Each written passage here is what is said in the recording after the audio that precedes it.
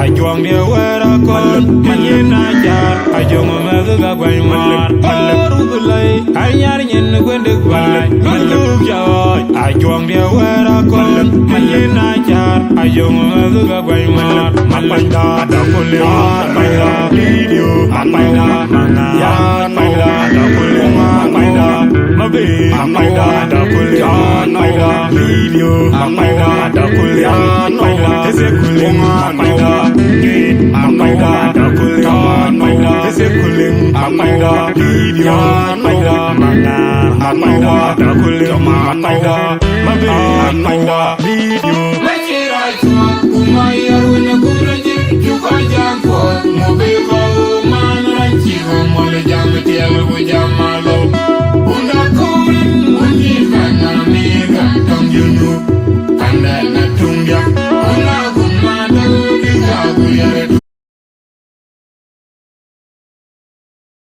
Malingi jor Maria Danong zang Akura yorde Kena beji tiel Kukena Lia yijok Tong yunu Aishelo bagi Abagi Anyi Jelo bente Boy Nang tiel Wujamalo Niere Dungere Tian Tonden Jana Bilu Maborebe Undure Kanong zon Makanyi Maria Wujama Nyangalu Wedong zir Ufilim Maut Kon Mai Golian Kandan Tong yunu Machirai tua Kumayar wena kuraje Juka jampo Mubiko Manuran chigo Mole jam tiel Wujamalo Unda kurin Wujifan Amerika Tong yunu Kanda na tungya Una kumado Dika kuyere dungo Dungo wena egewe Oga nong dungo Bumundari Malingi jor Maria Wenong zon Agura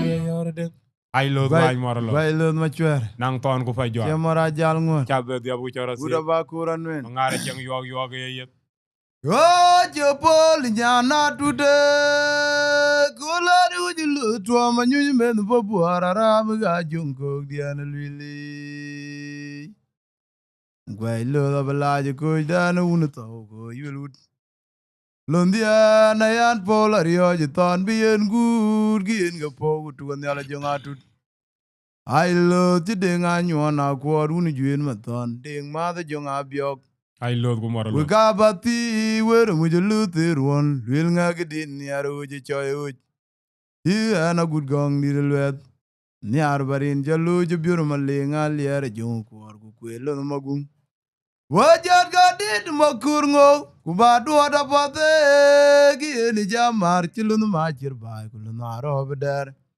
Oh, Jadwaluji, but yet a going on an oil in the area. I love the body, Jugulang mabila junga lak, Nuron malo. Tungdan ludo chuda ingo penyekari the jungming quakurbu timur. Georgia Paul, but you are lead una yom dultung ready, the hour kere. Tungal walma kure dienu magana buwae. Guailon mature. Mangara ye tung de piada ngade menunda na gunmalet. Oingar. Tungal walma kur cha minyani yarul tung diak. Aminyan madira kumtung. Wa minyani hidwad ngongdeng. Wa minyani hundan. Mwara wairiara makurwa. Mangara wa cheng yog yeyet. Wa mukere nyen makur. Kukwel chien mangalel. Makur wa cheng wena cheki. Teke makur dia kwet. Na chenin unden mer ka gunyang ring. Udeng lunu ma choro kanong mer.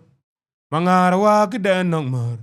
Ache dare jote. Adiel to nyagun mamir. Aga to nyagol der mangar.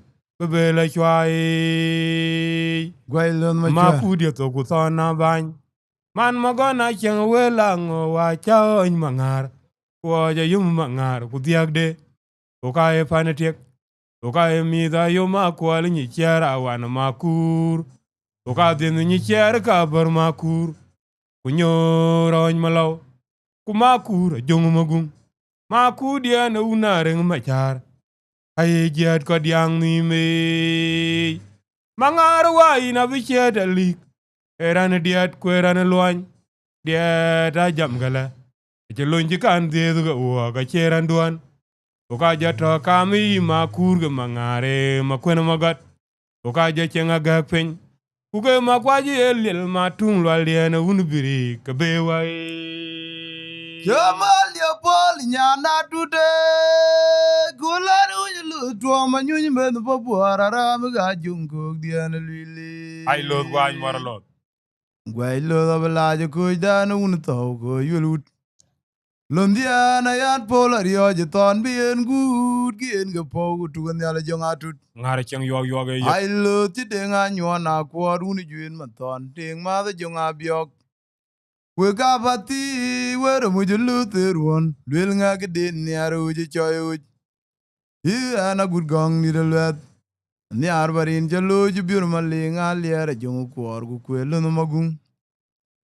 What you got in Makurgo? Kubadu Pote, any jam marchilun matcher by Kulanar over there. Nang ton ko pa jo. Oh, Jadwaluji. But yet a gong an oil in the Yagiji. Chabe dia bichara sip. I love the body, Chugulang Mabila Jongalak, Nura and Malo. Then a luther chuda ingo penikari, the young ming wakurbu timur. Oh, Japol, but you are lead una yom tultung ready at the hour kiri. Tungal alma kure dienu magana buwae. Bailon mature. Jamaraja. Mangara ye tung de piada ngade menunda na gunmalet. Tunga lwal ma kur cha minyani yarul la tung diak.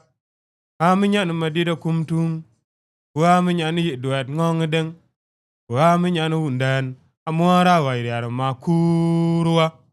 Mangara wa cheng yog yeyet. Kuga mukere nyena ma kur. Oingar. Kukwel chena mangalel. Ma kur wa cheng wena cheki. Well, you talk man manir. Eke ma kur dia kwet. Ya na che ni nu den mer ka gun nyang ring. Ku deng lu ma choro ka nong mer. Mangar wa ke den nong mer. A che dar jote. Adiel to nyagun ma mir. Aga to nyagol der mangar. Bebele chwai. Ma ku dia to gu na bany. Man magona cheng we langok. A cha ony mangar. Ku ja yum mangar ku diagde. Uka e panitik. Uka e mida yuma kwali nyi chiara wan makur. Uka dinu nyi chiara ka bar makur. Kunyora ony malaw. Kumakur jongu magung. Maku dia na unareng machar. Aye jiat kwa diang ni me. Mangaru wa ina bichia da lik. Erana diat kwerana luany. Diat jam gala. Eche lonji kan dedu ga uwa ka cheran duan. Kwai lon ma chwer. Uka joto kami makur ga mangare makwena magat. Uka jo chenga gapeng.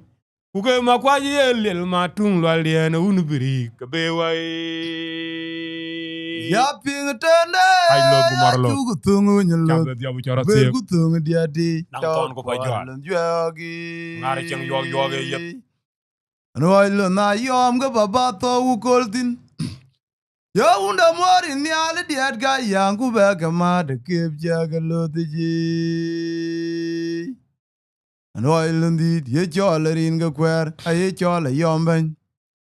Ulang dan go ga yom yen me di ku pele uj. Oje uj lip. Bat yang uj me ni aruna yen ok dual cho kwa chen lir manyel bai ku di nga chul gop.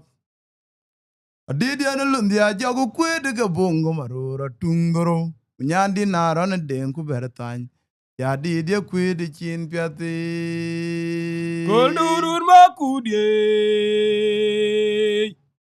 Ana chebe dang makuru wa ticho walbe me ticho walbe bongo.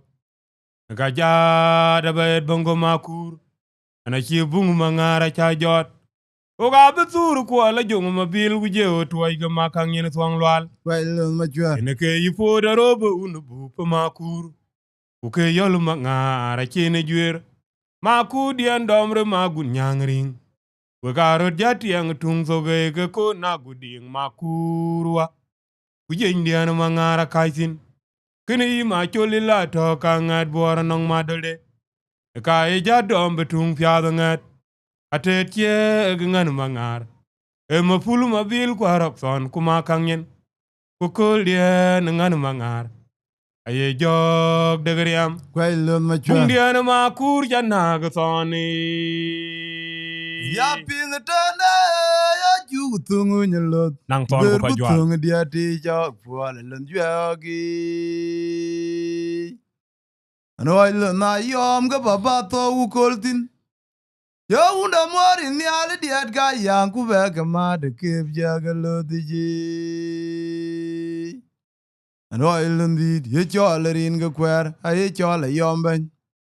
Ulang dan ko ga yom yen me di ku pele uj. Oje uj lip. Ai lut kuma kwe kuma orator ku goro. Kwa chaga tiam ding ye ji. Batiang uj me ni aruna yen ok dual cho. Kwa chenen lir manyel bai ku ding a chul gop. Ai lot gumaralo. Adidi ane lundi a jogu kwe de ke bongo marora tungoro. Nyandi narone ding ku beretany. Ya didi kwe de chin piati. Goldurun makudye.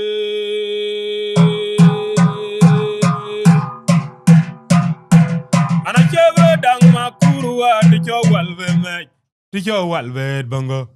Gajat bed bongo makur. Gwailo macha. Ana chibung mangara cha jot. Oga betur ko la jong mabil guje o toy ga makang yen twang lwal. Chemara jal ngon. Ene ke yipo da robu unubu pa makur. Uke yolu mangara chene jwer. Maku dien domre magun nyangring. Wegaro jati yang tung zoge ga ko na guding makurwa. Kuje indian mangara kaisin. Kini ma choli la to kangat buara nong madole. Eka ija dom betung fiado ngat. Atet che ngan mangar. E mapulu mabil kwa rokson kuma kanyen. Kukulye ngan mangar. Aye jog degriam. Bung dia na makur jana gasoni.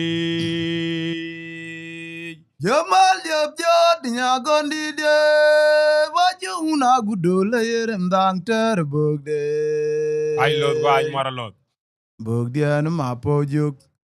Wajuna gud yom reng ga gudam wara kol. Anoy kwena lire ding le na dolge ding a duituki. Makur jab gam nyala yeng. Angkor nyan pot kuber kunang poji tinga tanya majang ku wel ga kim. Tanya wany ma kurbri an gwany ma kuna liap. Ma kwindi te unu gut chiri ga gut kenya yen gutonga jong nyang chimali jalo kwenir nyari. Ngara chang yo ga yet. Ayu manga kwelo yuongi. Gwailon ma Cha yu mo jitong kwana kwai ma kur garin tungo. Kdane togo bub kubub. Yu mo jimanye ding kukun masyang kumakole shway. Mat bai din no ma kurwa. Ayum diene lo ni chech. Yum de na lwelu kwolu kwai. Kaye ma ku dia met. Kuyu dia tatong ma umlal. Beroj. Ane baniga lidio bupoga ten ku kebrane yang. Denge dida denge ma kurwa. Rambi ya yum mangar ku jo yo kwin. Abarache ganyar malwal. Ranyuze na yum mangar. Nyari. Yum de kuyu da fe. Diawa long ma kur. Barorachet ki jam garan kefiji. Jamal yopol ma gondi de wajuna gudula yerem dang ter bogde. Bogde an ma pojuk. Wajuna gud yom reng ga gudam wara kol. Anoy kwena lire ding le na dolge ding a duituki. Makur jab gam nyala yeng. Angkor nyan pot kuber kunang poji tinga tanya majang ku wel ga kim. Tanya wany ma kurbri an gwany ma kuna liap. Ma kwindi te unu gut chiri ga gut kenya yen gutonga jong nyang chimali jalo kwenir nyari. Ma kwindi ane lije ga kima bila yor bai dene kuyo. Kepoda ye did unu lwal chi hoche jalo mair nyari. Ayu manga kwedo yuongi. Ya yu ma ajitong kwana kwai ma kur garin tungo. Kdane togo bub kubub. Yu ma ajimanye ding kukun masyang kumakole shway. Mat bai din no ma kurwa. Ayum diene lo ni chech. Yum de na lwelu kwolu kwai. Kaye ma ku dia met. Kuyu dia tatong ma umlal. Beroj. Ane baniga lidio bupoga ten ku kebrane yang. Denge dida denge ma kurwa. Rambi ya yum mangar ku jo yo kwin. Abarache kanyar malwal. Ranyuze na yum mangar. Anyari. Yum de kuyu da fe. Diawa long ma kur. Barorachet ki jam garan kefiji. Lun kuk jadie ibai panara mwire. Lun yan jadie panadun gwem diti. Ngari chang yo yet. Yo hache jal lun diri diaukir. Juang abudia jiga jalari arbe. Gulalun mangar guding machira chuot. Ocha airo rupa juala tur ganang iwung diabulo juwingir. Anjurang dia bebe nim gujal tengik. Ken ocha mun gujal ton gulajalun diai. In margu gujuang dia nelwil gulit. Dar kulana yuel malwal kulun chuliat. Lun kuja gumedi tuk pinyayan pola mieda ya ping jiluna ping bai. Achiluna dola yora bere tiangi. Ana cheu nya chulu nya lela chandu yului. Ana uji nya yer kuman nya yan chok ya masona jore juangi. Gwailun machwa. Bacheng lun diay. Gwailo belaj. Ana gaj son mangare. Modiana yok. Wewe dangwa. Wile nga juma buru jiten. Ijiran wong jai ror ga cheye. Ye na yok. Akuna weda kemelo walen. Yerge lwel ku dil ge ji ko jang ge o den mariar. E jor dawe. Lon ku ya die bai banara wire lun yan ya die banadun gwem di ti. Yo je jal lon di de aker. Juang abu dia ji ga jalar yar be gulal mangar gu ding ma chira chuot. O cha ro ba jwal tur ga nang i ung dia bulo jun gir. Jurang de be bo nim gu jal tengi. Ken o chamun gu jol ton gu la jalun dia. In mar gu gu juang dia na lwil gulit.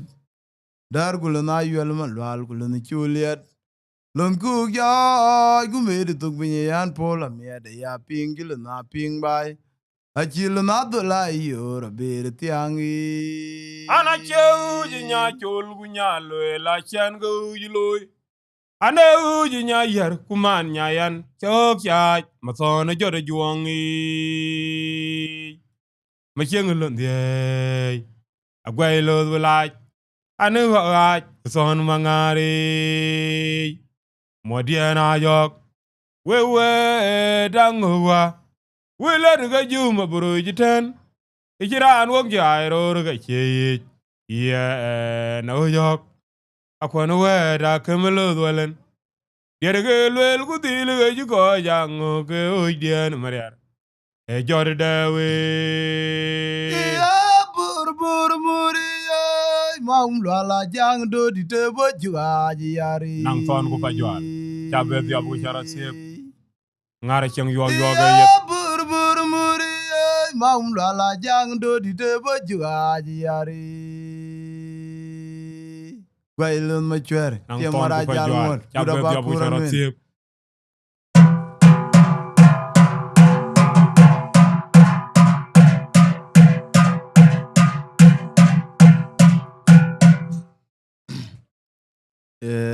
An bi jal gal biar kon hat. Oga uriat binye monyelut.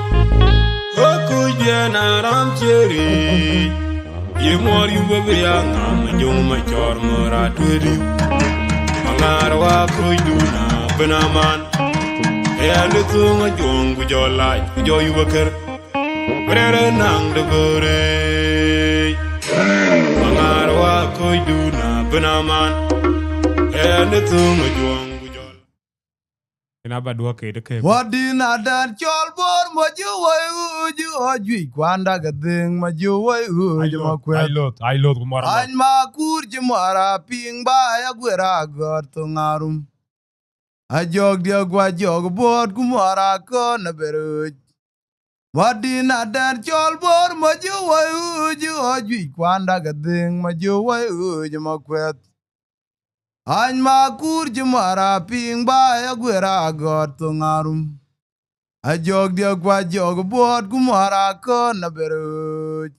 A jirga nga cheng kura ay kol nyang ya uja beri gu airur tong mut. Iya kura unerang bede kwe ya gu nyua na kwen ut. Uga nong toinda gu makol. Ya gaja loje gaga mol. Nguyan gut beri gu ay makwen alyap. Bachiet ke nong a tere ding nich. Yam yo long ba biuda be at ba beuding. A kur jam lo ka ngui. Kwen lwal chirat. Abanal jo jin mor kwe. Any mo kwin jong le koi ke bi bor we ga ja jon pel getong. Pan bo tui guduken. Ulaya dan jong le nwere ga wer bila tong lo nwer. Uji mo kwe a goodbye. Manu uda nywa ku jeng adit. Nong jeng na na padang. Aji beri ler ki idi mangar. Magang jam dora kwe. Kwen lwal chirat. Abanal jo jin mor kwe. Any ma kwene jong le koi ke bi bor we ga ja jon pel getong. Pan bo tui guduken. Ulaya dan jong le nwere ga wer bila tong lo nwer. Uji mo kwe a goodbye. Manu uda nywa ku jeng adit. Nong jeng na na padang. Aji beri ler ki idi mangar. Magang jam dora kwe. Alam denu ma ernyar. Ajura nyiri unden ya mor ge yar. Kwalwel we ga benang asyai. Bakye da chulubu. Kapan magon buwa. Nyanda na yogu gam go jogu yom wan gamak. Ajadie the son chewen nyandia. O nyale igarang.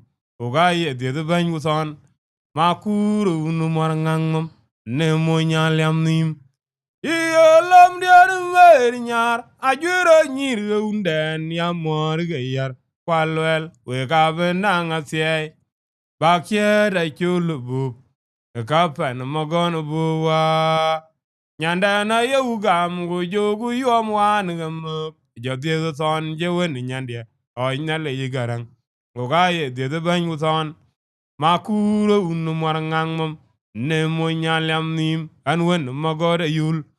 And when goy goy. And when the windy de luok te ma chorong junub. Mangar. Makwendi and South Sudan.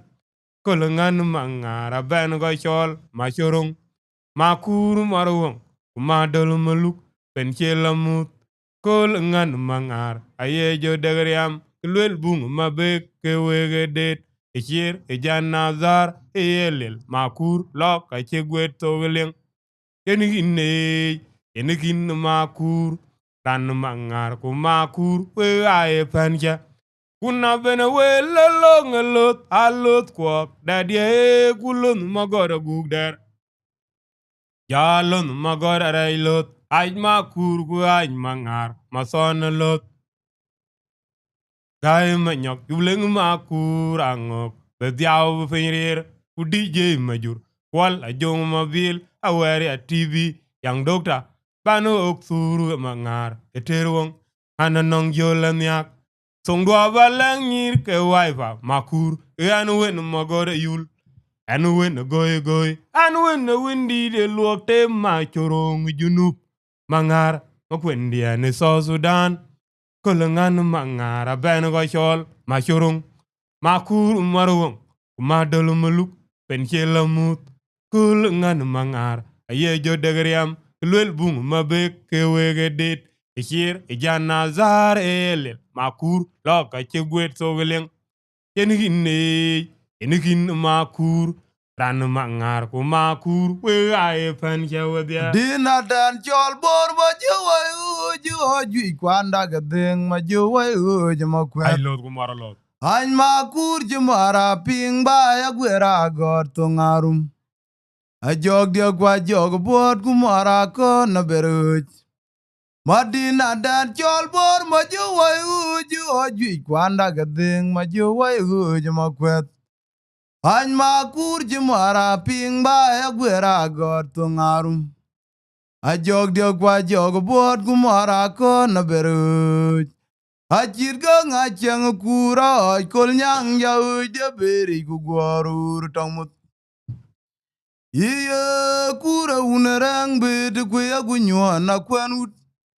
Uka nang toy na gumakol. Ya gaja loje gagamol. Nguyan gut beri ku any makwenaliap. ai lot ku Bachiat ke nang maralot a tere dengi. Jam yo long pa biuda be at pa bewding. A kur jam lo ka ngui. Kwenum lwal chirat. Abanal jo jin mor kwe.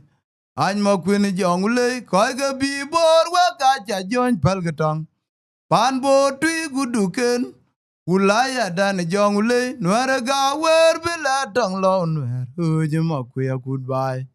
Manu uta nywa ku jeng adit. Nong jeng da na padang. Ajibere ler ki di mangar. Magang jam dora kwe. Kwene lwal chirat. Abanal jo jin mor kwe. Any mo kwene jong le koy ga bi bor we ka cha jon palgatong. Pan bo tui guduken. Ulaya dan jong le nwere ga wer bila tong lo nwer. Uje mo kwe a goodbye. Manu uta nywa ku jeng adit. Nong jeng da na padang. Ajibere ler ki di mangar. Magang jam dora kwe. Kwene lwal chirat. iya lam dian mair nyar ajuro nyir yunden ya mor gayar kwalwel we ka benang asyai bakye da chulubub e ka pen mogon buwa nyanda na yugam go jogu yom wan gamuk ka jadie the son jewen nyande o nyale yigarang o ga ye de ban uson makuru numar ngangum ne mo nyaliam nim an wen magor yul lam dian mer nyar ajwero nyir unden yamor ge yar kwalwel we ga benang asie bakye chul bu ka pen magon bu wa nyanda na yu gam go jogu yom wan gamok jadi son chewen nyande o nyale yigarang o ga ye de ban son makura unu mar ngangmam ne mo nyaliam nim wen magor yul an wen goy an wen windi de luok te ma chorong junub mangar makwendia ne so Sudan kolongan mangara ben go chol ma chorong makur marwong ma dol maluk pen chelamut kolongan mangar aye jo degriam kelwel bung mabek kewege det echir ejana zar elel makur loka chegwet sogeleng yenikin makur ran mangar ko makur we aye pancha kuna bene we lelong lot alot kwok dadie kulon magoda gugder jalon magoda reilot any makur we any mangar mason lot any makur we any mangar mason lot ga imenyok yuleng makur angok beziaw bepenyirir ku DJ majur kwal ajong mabil aware TV yang dokta banu oksuru mangar eterwong ananong jolanyak tongdwa balang nyir ke waifa makur anu wen magor yul anu wen goy anu wen windi de luok te ma chorong junub mangar makwendia ni so Sudan kolangan mangara ben go chol ma chorong makuru marwong ma dol maluk pen chelamut kolangan mangar aye jo degriam klel bung mabek kewege det echire jana zar elel makur lo ka chegwet sogeleng yenikin makur ran mangar ko makur we aye pen chewodia Gwailon machwer. nang son ko fajwa Chemara jal ngwa. chabbe dia bu chara Kuda sip bakura nwen. Naktoguma.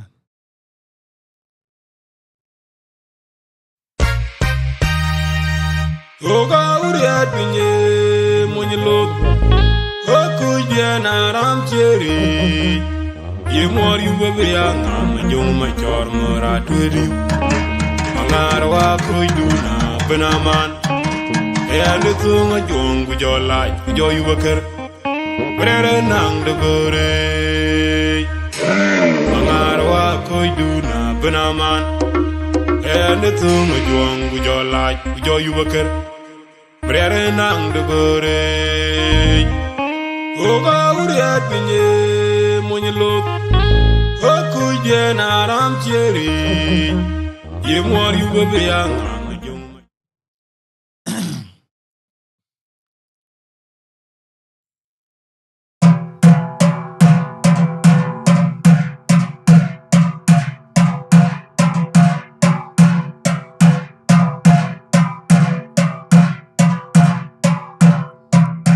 nang ton ko fajwa Gwailon machwer. ngar cheng yog yog ye Chemara jal ngwa. chabbe dia bu chara sip Nakida tugda mwan. Kida uga. chaka jak balo ko chet chok dindui chaka joga na balo ko chet chok dindui nang ton ko fajwa Gwailon machwer. makuru mo begde mangare unu bewa acheng dia kwat Elizabeth ana cholo uru buti jwer ka chiag malil nyet anong jana liz mabek kuga panan pogdet yene ka ko ge jembe makurang walan chia ke sier kuga oj gadia kuga denang kwa chiaga leusin diar kuwat makura eri che pananele roy lot kumor lot yenga chibad aje lot chiruk chelon makurang wel mayamlot kuma darang ujong sonang en tweng mangar titowen madol tweng ken berwen madol tar makurwa nga jam ko ke o ngang mom soni morsok ana chit jer panter chi joti anagal ser ke junum ngot arepit makur wae ke ya panan lwel welek pin no ma nyale ping makur ma beg dia tung so wanong tonongen morun magore yul anong son ya bur ma juga to kayal kwariglot makur ma beg die mangare unu bewa acheng dia pot Elizabeth ana cholo uru buti jwer kachiag malel nyet anong jana lizu mabek kuga panan pogadit yene ka ko ogi jembe makura ngok walen che ke tier kuga oj gadia kuga dien nangok kwa chiega liu sin diar kuwat makura eri che pan nyale roi lot kumara lot yenga chibad aje lot chiruk che lonu makura ngok wel me yamelot kuma dera ngok kujong so nangok and twing mangar ti to wen madol twing ken ber wen madol zar makurwa nga jam ko ke o ngang mo msoni morsok ana chid jere panter chi jote ana gal ser ke junum ngod ngot terpich makurwa ke apanan lwel welek pin no ma nelich ping makur mabeg dia tung so ganong tonongen Marun magore yula nong son ya bur majuga to kayal kwariglot mabeg dia o chiga temter e ken lwe la nong nyingir buko je bainom ko gugerier ser e cheran jam makur amugalam twing marun ken jong be ku kwara torien kwong nim e kagan marung o guge bula nwet welen yogu jamrin kwak abere majorut udinga wany mangar we kede vini lwet we ga cham motho gudwal mabik we kony nong tung zogu makur lono thon mabil unde na cheche ogweng abaje mathon ajit tangu kut kwa chena dende kurieng ngwade yenom ku gony piny angawa ring ku jodande echene changden makur pinya dom ngek anyadenom makur oga muk tung zogu rier ser oga i jam yi ku yi jam ni adichiek bup mbading bup oga ka je tung zok makur tung zok kuna fen magon bu wa kwa chul bup tung zok anyi bai sultan chiega unu makur wenu bup ogun mariar kwa dhieloj makwena magoda wa charot gal amlel mabek dia o chiga semser eken lwel lanong nyingir bukoje bai nom ko ogugerier ser acheran jam makur amuga lam twing marun ken jong be ku kwara torin kwong nim e ka gan marung oguge bula nwet walen yogu jamrin kwak abere majorut udinga wany mangar we kede vini lwet we ga cham motho gudwal mabik we kony nong tung sogu makur lono thon mabil unde na cheche ogweng abaje mathon ajit tangu kut kwa chena dende kurieng ngwad yenom ku gony piny angawa ring ku jodande echene changden makur pinya dom ngek anyadenom makur oga muk tung rier ser oga i jam yi ku yi jam ni adichiek bup mbading bup oga kaje tung zok makur tung zok kuna fen magon buwa kwa chul bup tung zok anyij bai Sultan chiaga unu makur wena bup agun mariar kwa dhieloj makwena magoda wa charot gal Dari jawang agwoga lundian lwil ye ping e dudur melodi go nang yu the go lor po an magak anachiro de leji an yadang ni by number dia cha dilwil Dari jawang agwoga lundian lwil ye ping e dudur melodi go nang yu the go lor po an magak anachiro de leji an yadang ni by number dia cha dilwil Luna ba were je ware dit kot ba chia de nga lewtia na ko numa kwaj kuloni yom de nga piu dadia kulona kwak fa derok kuchola chuon ma jung ye ludgo ja jung maror belud kwa ja tora mun madi koi lud ba we ye ton bat ya ton yen ngong ye to ma jung madul on to maror hoi de ko bun go dabu ay yu pyo widi or bun Uchiran gonuk in ke chag morlut Tona ba koilun dia ben chul ga je pyomit. Chulun nyelo ga uro je lut un boru je na yomrir. Dugun lut a je nyet kerang dia ilun lwil. Yaro bele je piana guop kunyang mangar pinga kalwil anege tonut. Ay mor mo kwe cha oi da pa kwe na koi men na ejbur. Anju mor mo kwe atung ke man jam ya wulun mane he PhD.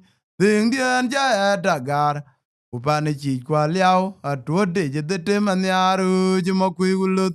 Dugun lut a je nyet kerang dia ay lun lwil. Yaro bele je piana guop kunyang mangar pinga kalwil anege tonut. Ay mor mo kwe cha oi da pa kwe na koi men na ejbur. Anju mor mo kwe atung ke man jam ya wulun mane he PhD. Ding dien ja dagar. Upane chi kwa liao atwo de je de te man yaru je mo kwe wulut. Oka uriat pinye munyilut. Gwailun machwa. Wokuy dian aram chere. Aye mor yuwa be ya ngam jong ma chor mora twiri yup. Mangar wa kuy duna benaman. Ene sunga juang gu jo laaj ku jo yuba kër. Mariare nang de bore. Mangar wa kuy duna benaman.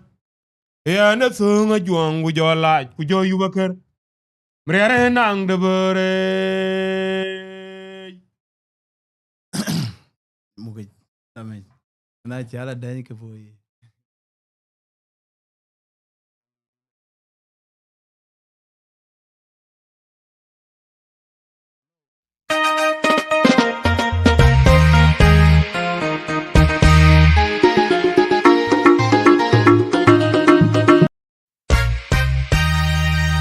Oga uriat pinye munyilut.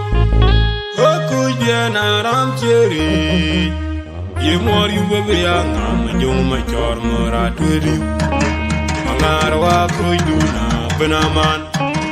Ene sunga juang gu jo laaj ku jo yuba kër. Mariare nang de bore. Mangar wa kuy duna benaman. Ene sunga juang gu jo laaj ku jo yuba kër. Mariare nang de bore. Oga uriat pinye munyilut. Wokuy dian aram chere.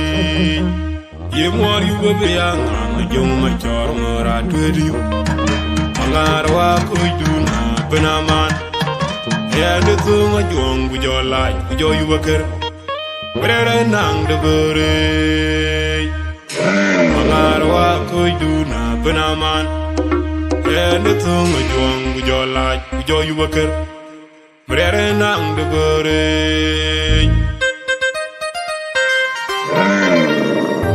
Ay lot, wany moralo. Nang ton ku bajwal. Chabbe dia bu chara sia. Dan la ruban. La ruban nang ngo ngachang mukan. Ban ge chole chieng lu mangar. Chang mukan nang ngo ngachang mukan. Rier ter. Hoy dua pian mari arbek. Magang jo je gali. Anwai kuin una bore. Ay lot ku moralo. Magang dia nuni yang rang makuru rang manyik. Ni ajel jiwa jilgu ya chin yuai makur banare duari janim gdia. An kin pejri yang nuer makur ga jan pau diati. Au katogaru terganwer. Chabbe dia bu chara Dung sia. yama tori yeruan makur jaga dung dit bai gujala uri ra joy benyok. Wan kuigilega. Magang cho jiari. Oga uriat pinye munyilut. Gwailun machwan. Wokuy dian aram chere. Aye mor yuba be ya ngam jong ma chor mora twiri yup. Mangar wa kuy duna benaman. Ene sunga juang gu jo laaj ku jo yuba kër. Mariare nang de bore. Mangar wa kuy duna benaman. Ene sunga juang gu jo laaj ku jo yuba kër. Mariare nang de bore. Hoy dua pian mari arbek. Magang George Gali. nang son ko Roy fa Queen una bray. Magang dia uni yang rang makuru rang manyik. Ria jel jiwa jil gu ya jin yuai makur bana re duari yanim gdia. An kin pejir yang Nuer makuri ajan pau diati. Au katogorup terga Nuer. Tung yama dori yeruan makur jaga tung dit bai gujala uri era joy benyok. Wan kuigilega magang chao jiari. Iyoi mariara benu iloi waga diuge okyan ganya ijelia kemelo walen melkwe ngemwar tai tai yana mumke terin garia oj mariara waina benu iloi waga diuge okyan ganya ijelia kemelo walen melkwe ngemwar tai tai yana mumke terin garia oj Neroñ morda dia hoiden moroñ mangwawa bok jal machiga manglo si je pinge baga kaidan ga buberang charoñ morda dia hoiden moroñ mangwak bok jal machiga manglo si je pinge bag kaidan ga buberang mariaro wala no ga uj anake uñ dia no moje dana lut chamoroj ban puwera nongin yenige unda omit kangok majongar ayong mariaru wala no ga uj anake undia no moje danelut chamoroj ban pogera nongin yenige unda omit kangok majongar Hoy kwen na yomrer maganga kwen dor moro wonga chiek. Windwa jatoga kuiwa majuk. Makurere una moda good kendir genu biura good yomerang. Any mo kwin lawnum. An hoy kwen na yomrer maganga kwen dor moro wonga chiek. Windwa jatoga kuiwa majuk. Makurere una moda good kendir genu biura good yomerang. Any mo kwin lawnum. Any magang go yogu jor birin jadong tiam num nya. Golene diuban. Japian magagi nuri riae kunyan pen. Aku dia toga wermur. Ana men ju uro aji kwin piat. Any mo kwin na yomrir. Magaga ja oji gali kwin nyar. Anu kwe oj magang min ngo kun dwa ja toga kwewa. Onyu kwet chuga kere kwanda ter. Magang min ngo guryong dit kupaluny. Any mo kwin na yomrir. Onyu kwet chuga kere kwanda ter. Magang min ngo guryong dit kupaluny. Any mo kwin na yomrir. Ya buru uji mena turgu moin tai nong dal. Achi ngong gidin go cha kwen na liaboj. Magaga cha oji gali kwen nyar. Anu kwe oj magang min ngo kun dwa jatoga kwewa. Onyu kwet chuga kere kwanda ter. Magang min ngo guryong dit kupaluny. Any mo kwen na yomrir. Ya buru uji mena turgu moin tai nong dal. Achi ngong gidin go cha kwen na liaboj. Juangi ya marsa wad wako Maranu ko yiba magok Ujadur bet pananok Chawuro chiche na nga duat chege deng ton ku fajwal Mangar manglozik Chumoro maker bup awa tondit Mriar wana chame doj Ene mriar ko jiwa tangwa ojok Juangi ya marsa wad wako Maranu ko yiba magok Ujadur bet pananok Chawuro chiche na nga duat chege deng ton ku fajwal Mangar manglozik Chumoro maker bup awa tondit Mriar wana chame doj Ane mriar ko jiwat angwa ojok Chawuro chich na nga duat chege deng ton ku fajwal Mangar manglozik Chumoro maker bup awa tondit Mriar wana chame doj Ande mriar ko jiwat angwa ojok Abu ko jiga makur bideri marchimen dange Kajden wen majung gairande Fajwala gway mriare Abu ko jiga makur bideri marchimen dange Kajden wen majung gairande Fajwala gway mriare Hoy kwen na yomrer maganga kwen dor moro wonga chiek. Windwa jatoga kwewa majuk. Makurere una moda good kendir genu biura good yomerang. Any mo kwen lawnum. Ano ay gwen na yamrer maganga gwen dor moro wonga che windwa jatu ko kuwa majuk makurere una moda gut ke ndirge ne biora guri amereng hany makwilawnum hany magang ko yogu jor berin jadung tiamnum nya kolene dioben yapian magagi nuri yae kunyan pen akudia to gawermur ana man ju uro ji kwin piat hany makwin ayomrir magaga jaoje gale kwin nyar anu kwe oj magang min ngo kundwa jatu ko kuwa onye kwet chuga kere kwanda ter magang min ngo kuryong dit ku baluny hany makwin ayomrir ya budu jumena tudu mon tai nong dalde aje ngong gidin o che kwen alia boj magaga jaoje gale kwin nyar anu kwe oj magang min ngo kundwa jatu ko kuwa onye kwet chuga kere kwanda ter magang min ngo kuryong dit ku baluny hany makwen ayomrir ya budu jumena tudu mon tai nong dalde aje ngong gidin o che kwen alia boj Iyaran ke uju mori yup. Ejami liare kuja makuru chuti. Akam mara chin matur. Mariara kidi yang nom til munyilot. Epola jongde abetawa kede ibai. Hunda nengongoin mangwaga wala nai. Unwaran ke uju mori yup. Ejami liare kuja makuru chuti. Akam mara chin matur.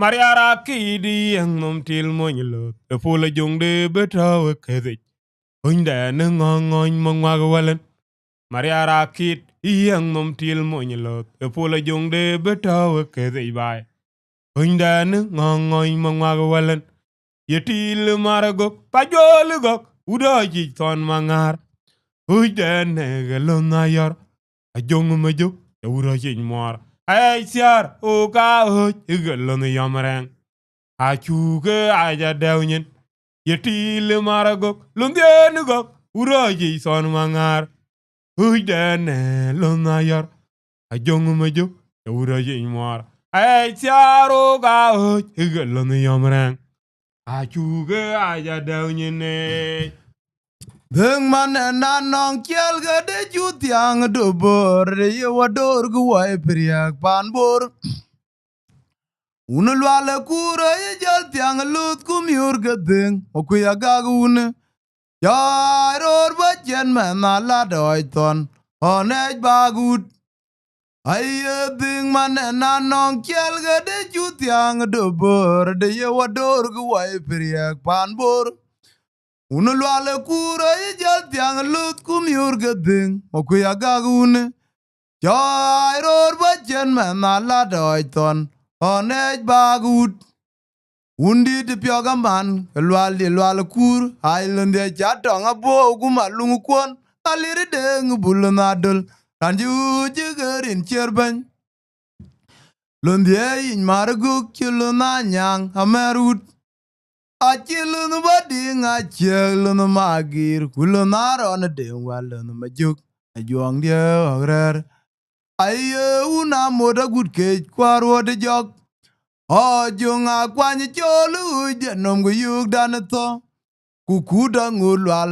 ke danato maniel kemorto mana bie jam mayom uinum una bion godia gulo uja chat ke badit I love the nyana mor kubere dan dingu ton makej lunja o jakin kan o ban boda mini cheu ja jonga tut ngutweru na makire biem di de luda jo ja uroj ba jwal di dar ana wong dan yo litung bur u ja ja dan loj wan jo jilun diaw ye ping ja kul diet unu ko yogu jor anarere boda nyina thoch kujorgo ya munyut anachir pio barany mading panamora nyiding je wana bupya deruon beluth kwatorwa bongo bat chalun jweoj biem didi lutha cho uroj bajwal diri dar anay wong dan yo litung bur buja jada dan loj wana jo jilun diaw hiping ichakul diet unu ko yogu jor Anarere boda nyina thoch ku jwar go ya munyut. Anachir pio barany mading. Panamora nyiding. Je wana bu pia deruon. Belut kwa torwa bongo ba jalun jwe. E kaida na jong ma chora chek. Awo ga no murnyi yube. Lunu ma kurwa. Kujalo no ma jage mur kwang nyugute ton dien polo juang. E kaida na jong ma chora chek. Wo ga no murnyi yube. Lunu ma kurwa. Kujalo no ma jage mur kwang nyugut ton dien polo juang. Awo ga no murnyi yube. Lunu ma kurwa. Kujalo no ma jage mur kwang nyugute ton dien polo juang. O ka uja jong ma jugi nyabun. Kwa wany ma chat kulon na yar. Marching tile mangare yubakar. Monyelot. Ya ura chije degune lo ton dien polo juang.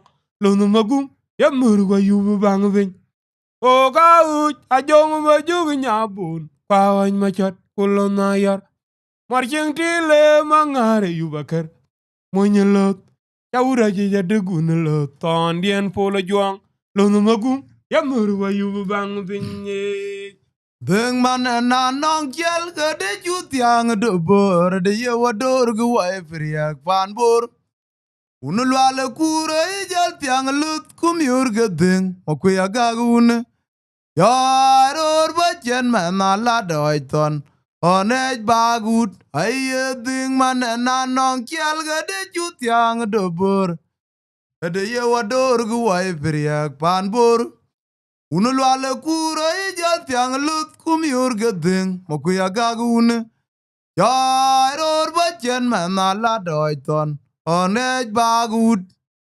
Undi de pyoga man galwal di lwal kur ailen de chatong abo uguma lungu kwon alire deng bulon adol tanju jigerin cherben. Lundia in maraguk kiluna nyang amerut. Achilun bading achilun magir kulun aron de walun majuk juang dia ogrer ay una moda good ke kwaro de jog oy kwena dor tem ay una moda good ke kwaro de jog dam gudina Mama.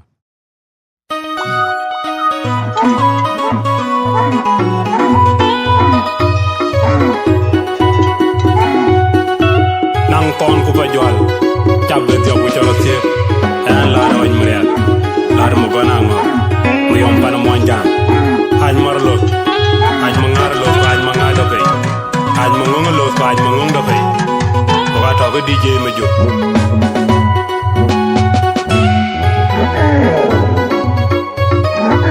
gay ma nyolo te gay ma nyolo to lolo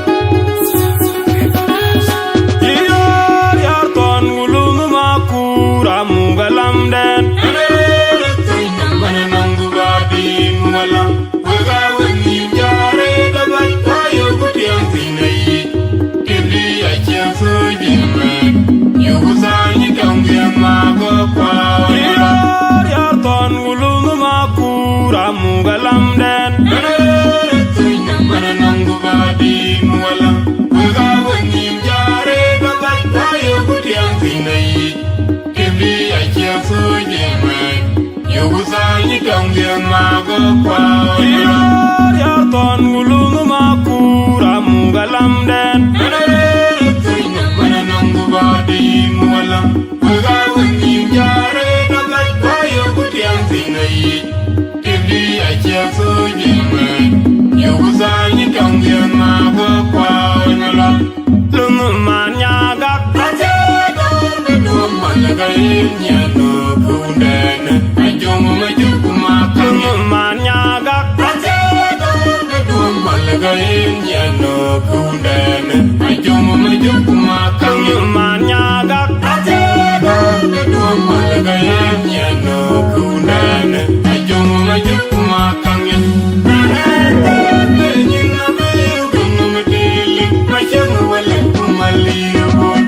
Thank you.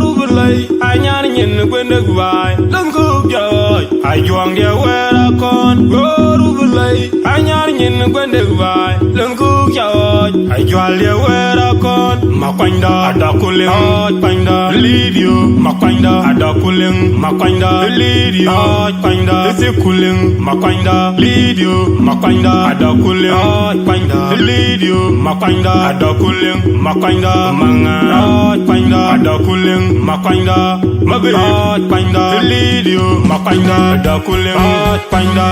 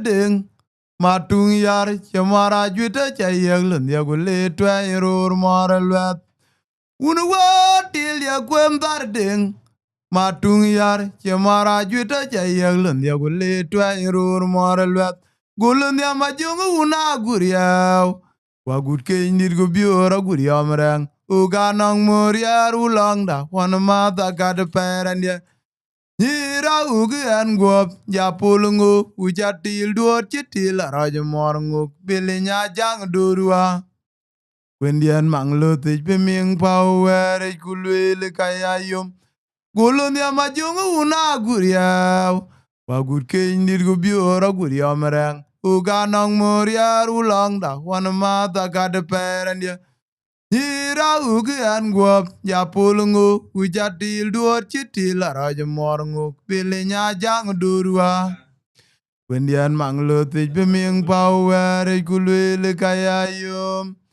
Iya til ya yutar ding matung yar chemara juta chayeg lundia gule twa rur moralwat unwa til ya gwem dar ding matung yar chemara juta chayeg lundia gule twa rur moralwat gulundia majungu una guriaw wagut kenir gubiora guriam reng uganong moriar ulang da wanama da gad perandia Nira ugi an guop ja pulungu uja til duot chitil araj morngu pilinya jang durwa Wendian manglutik biming pawere gulu Monya di da pola juang yai iya mi chege manga juang Kaiden luna yor walen manglo si yangolik ayating atong tor rambe ne diomko Macheng la da che mor for da che palong pululong sok Monya di da pola juang yai iya mi chege manga juang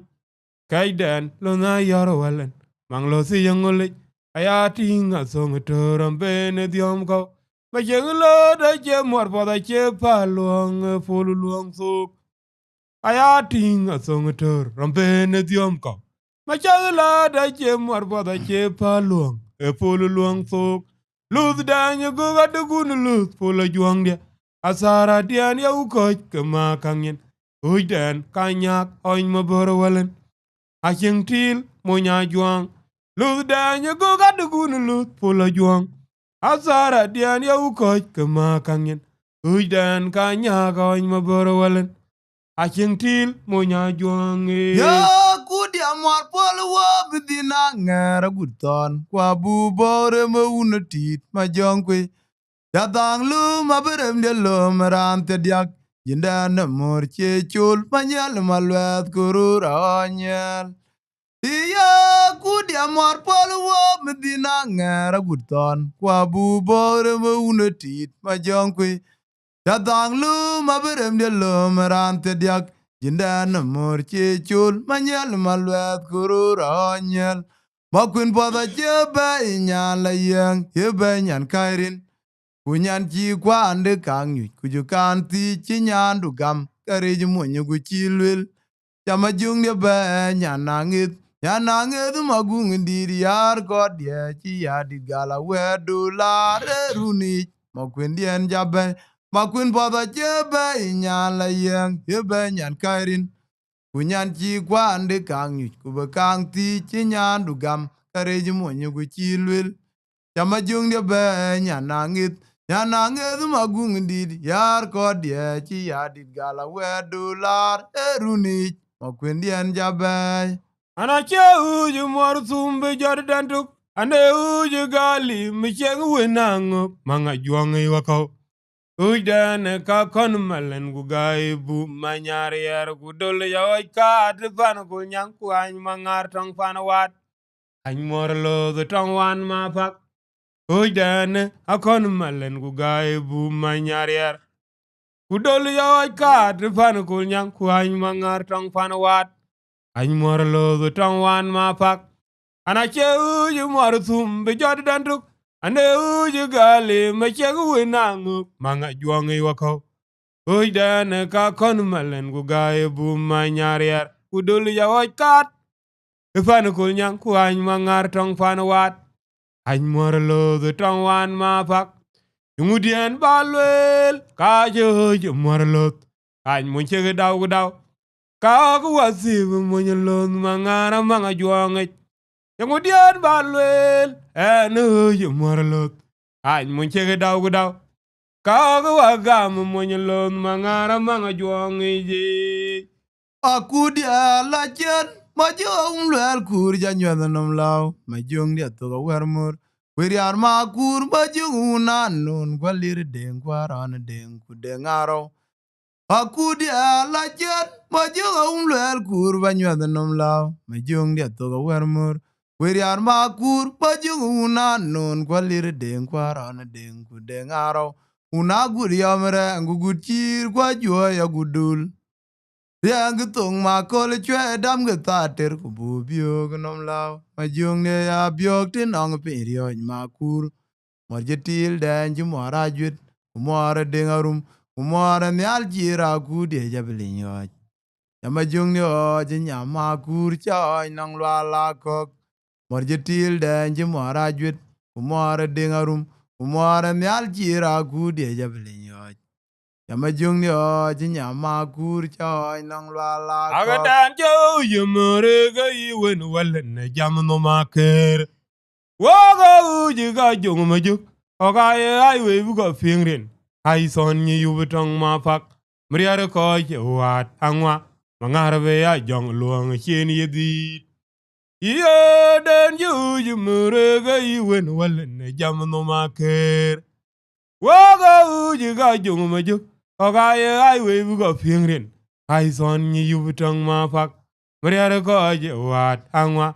Mangarbe ya jong luang chen yedi. Oga uji ga jung majuk. Oga ye ai we bu ga fingrin. Ai son ni yubutong ma pak. Mriare ko ye wat angwa. Mangarbe ya jong luang chen yedi. Mandi zulot yufa jwale yai. Mariara waro mueda dia chane songa juang dia. Jogu koj awany majer.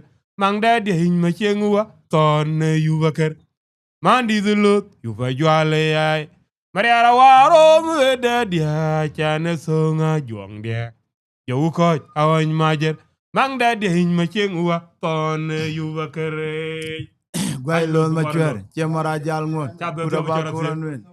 Hilil fugatin. Quintin nyar yo aj ma di. Hilil fumanga. Aj Quintin nyar Isi kuleng. abi ya gong. Hilil fugatin. Gwai lon ma chwer Anong lelatin. ya uroj ma jwal. Isi kuleng. Lon na kui Liyo. ya uroj pa jwal. Ado kuleng. Aj lon na kui Hilil fugatin. abi ya kong Anong lelatin. abi nong ma Hilil kur. fumanga. Aj lon na kui Sip ya kuleng. uroj pa jwal. Seo gudit. Hilil fumanga.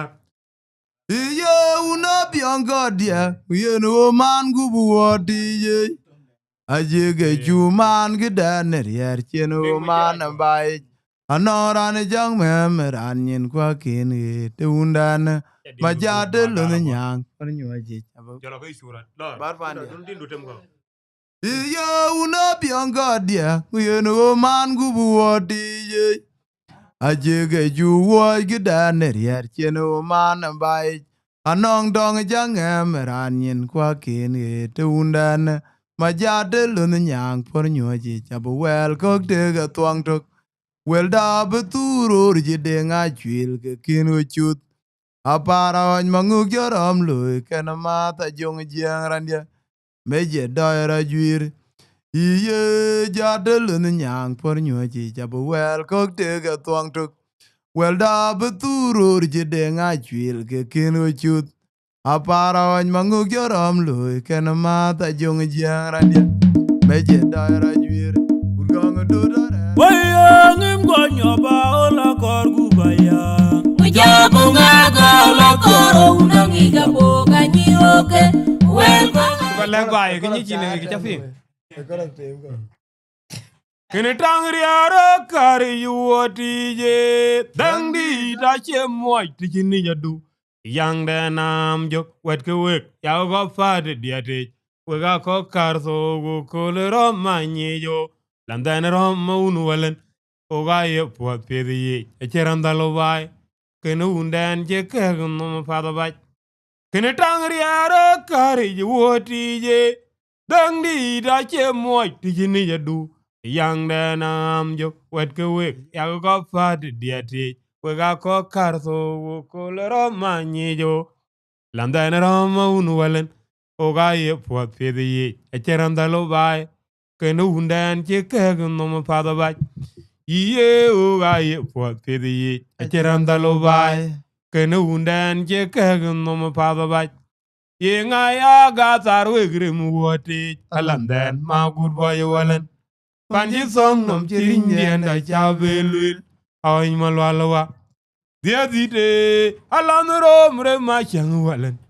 Kuma chega hojo ma yorwa oga mugalanda neriar unda na kairin nyal yenga ya gatar wegre muwati alanden ma gurbo yuwalan panji song nom chirin dienda chabelwil awany malwalwa dia dite alan romre ma chang walen kuma chega hojo ma yorwa oga mugalanda neriar unda na kairin nyale. Iye bana toinda rier mugerun tok. Magir e kanywan gene kurupul. Ye nyaro mapak. Urija moitung tok languj. Rata chudom pun jej. Uga dung nenum. Pandida bay dida ya nyar. Oche tere wil ge diar kulere rortin. Uga mad tung tok. Majung magir yara to undune. Iye bana toinda rier mugerun tok.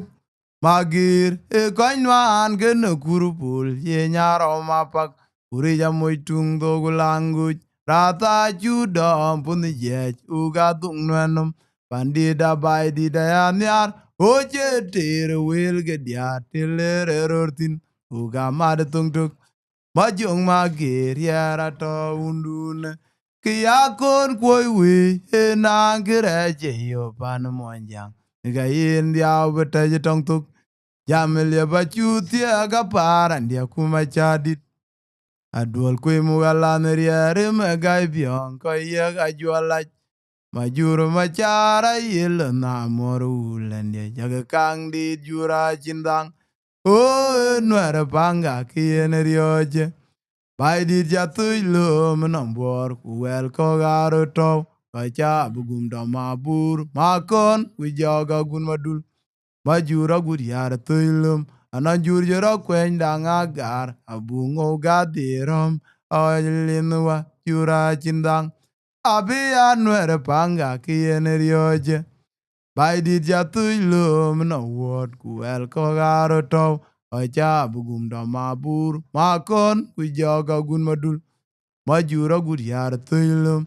anan jur jara kwen da ngagar abungo gadiram aoilinwa jura chindang. Aran be jole ruona bayo unda na gulaw sono kemayaj mapang walen amodi kulona mer oga nyike ge bay romda na jong malek kuma kang nyeneriak ranti na yang achiemo nyenye wote je ran be jole ruona bayo unda na gulaw sono kemayaj kuma pang walen amodi kulona mer uga nyike gbai romda na jong malek kuma kang nyeneriak rante na yang achiemo nyenye wote diedeni opchi botongen kake kandian chul idoranen kor lunumo kuro mugalana yang kulonumogu makang nyene nong tila yang ton yen no raj koin mana nege koin arena sung jebel walen unda menir achiran kuyok o anyi ke paben iga winu wa mat kwa oin machot uni ziezi aoin mayom macherioj diedni opchi botongen kake kandien chul itoran yen kor lunumo kuro mugalana yang kulonumogu makang nyine nong tila yang son yen no raj koin mana ndege koin arena sung jebel walen unda menir achiran kuyok o anyi ke paben nga winu wa mat kwa oin machot uni ziezi aoin mayom macherioj yana gam gam chene jo gulgul ya gam chene irir gam chene irira endai bayechu nga igwal nyen pin no nga igwal nyen Ayo nalijaru gao jualeje gute aningwa de binam pinto watin gwailon machwer chamara jalngot gudaba kuronwen Jendi dana to yobe yo marata danum ye wongchwa kumenran akwe kiyeni iman akudia nangati amjatawi tok babai chwengi yeni iman ke wala toinda pinda na lawit atoja bango ban kun mad kunduk ke ban ranji toje pir to moy kwa kan rong jilan jalawan anji dong golia chari lun yar dala Ngim god kuya ola kor gubayang Jabunga gala koro unangi kaboga nyoke Welkonga jami chirier kwa buke tiame dumi Makulu minyakwi kulo na mor gongiwa Ananoro timu gaya Awal mayana juong kutaliwa mangola yang adom Rangja goya jilibitum tangene na china diere dongke Jalan manya berbe juan Iga lugu poga nunu kubai Alama di tas piale mangot Ngim god kuya ola kor gubayang Jabunga gala koro unangi kaboga nyoke Welkonga jami chirier kwa buke tiame dumit Makulu minyakwi kulo na mor gongiwa Ananoro timu gaya Awal mayana juong kutaliwa mangola yang adom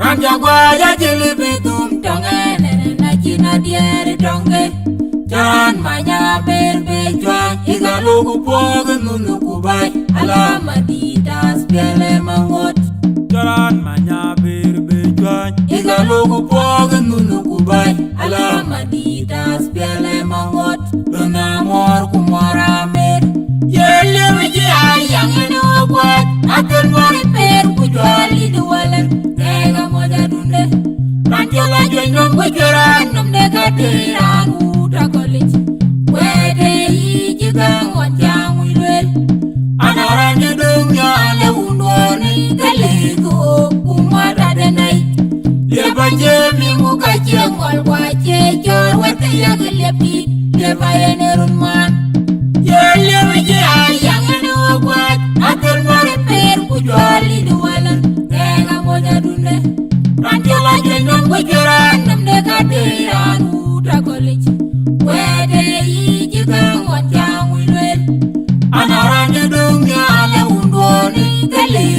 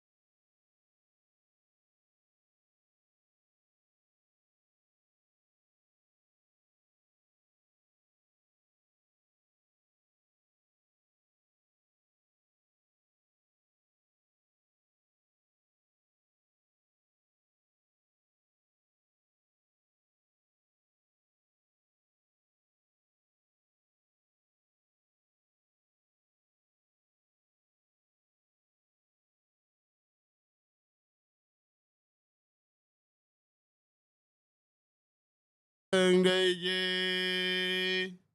Zenga tujurutu na loy diri po kanyobi jin kunyobi po kugeyi yen ngap edaka ge de zenga jegene yaga deng ti ta nyala ngawen yaga deng ping ta la na jul mauna ring machar ka ko war zeng ni tangalap zenga jin le ngari num kudangi jen ke imwar min jaweru lej o ga waji ga we ke zengi je yaga deng ping ta nyala ngawen yaga deng ting ta la na jul mauna ring machar ka ko war zeng ni tangalap Denga jin lebe ngari num, kudangi jen ke imwar. Men jawere lej, o ga waji ga we ke dengi je. Por song is on irare, por gu chabang dak, rajora be koi lala.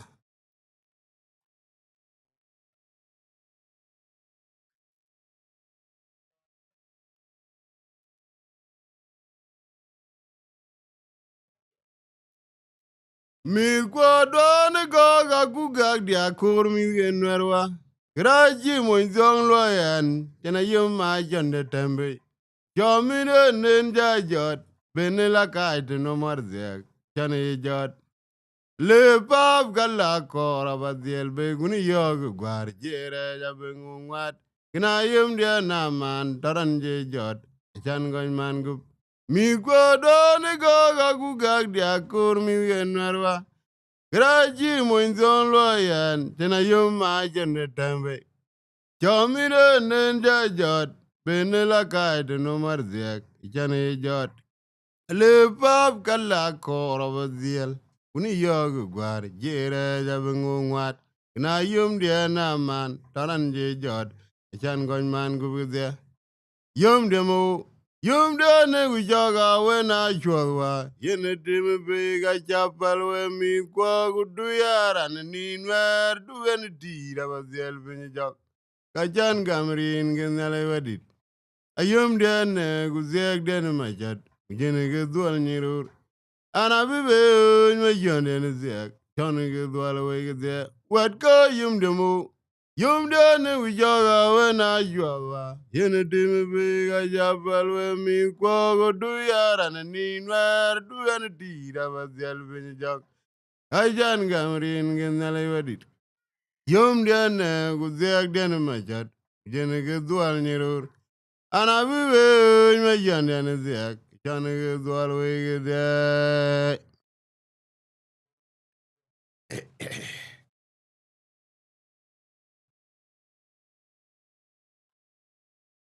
Tunggu kecil ke mor caji ke lem.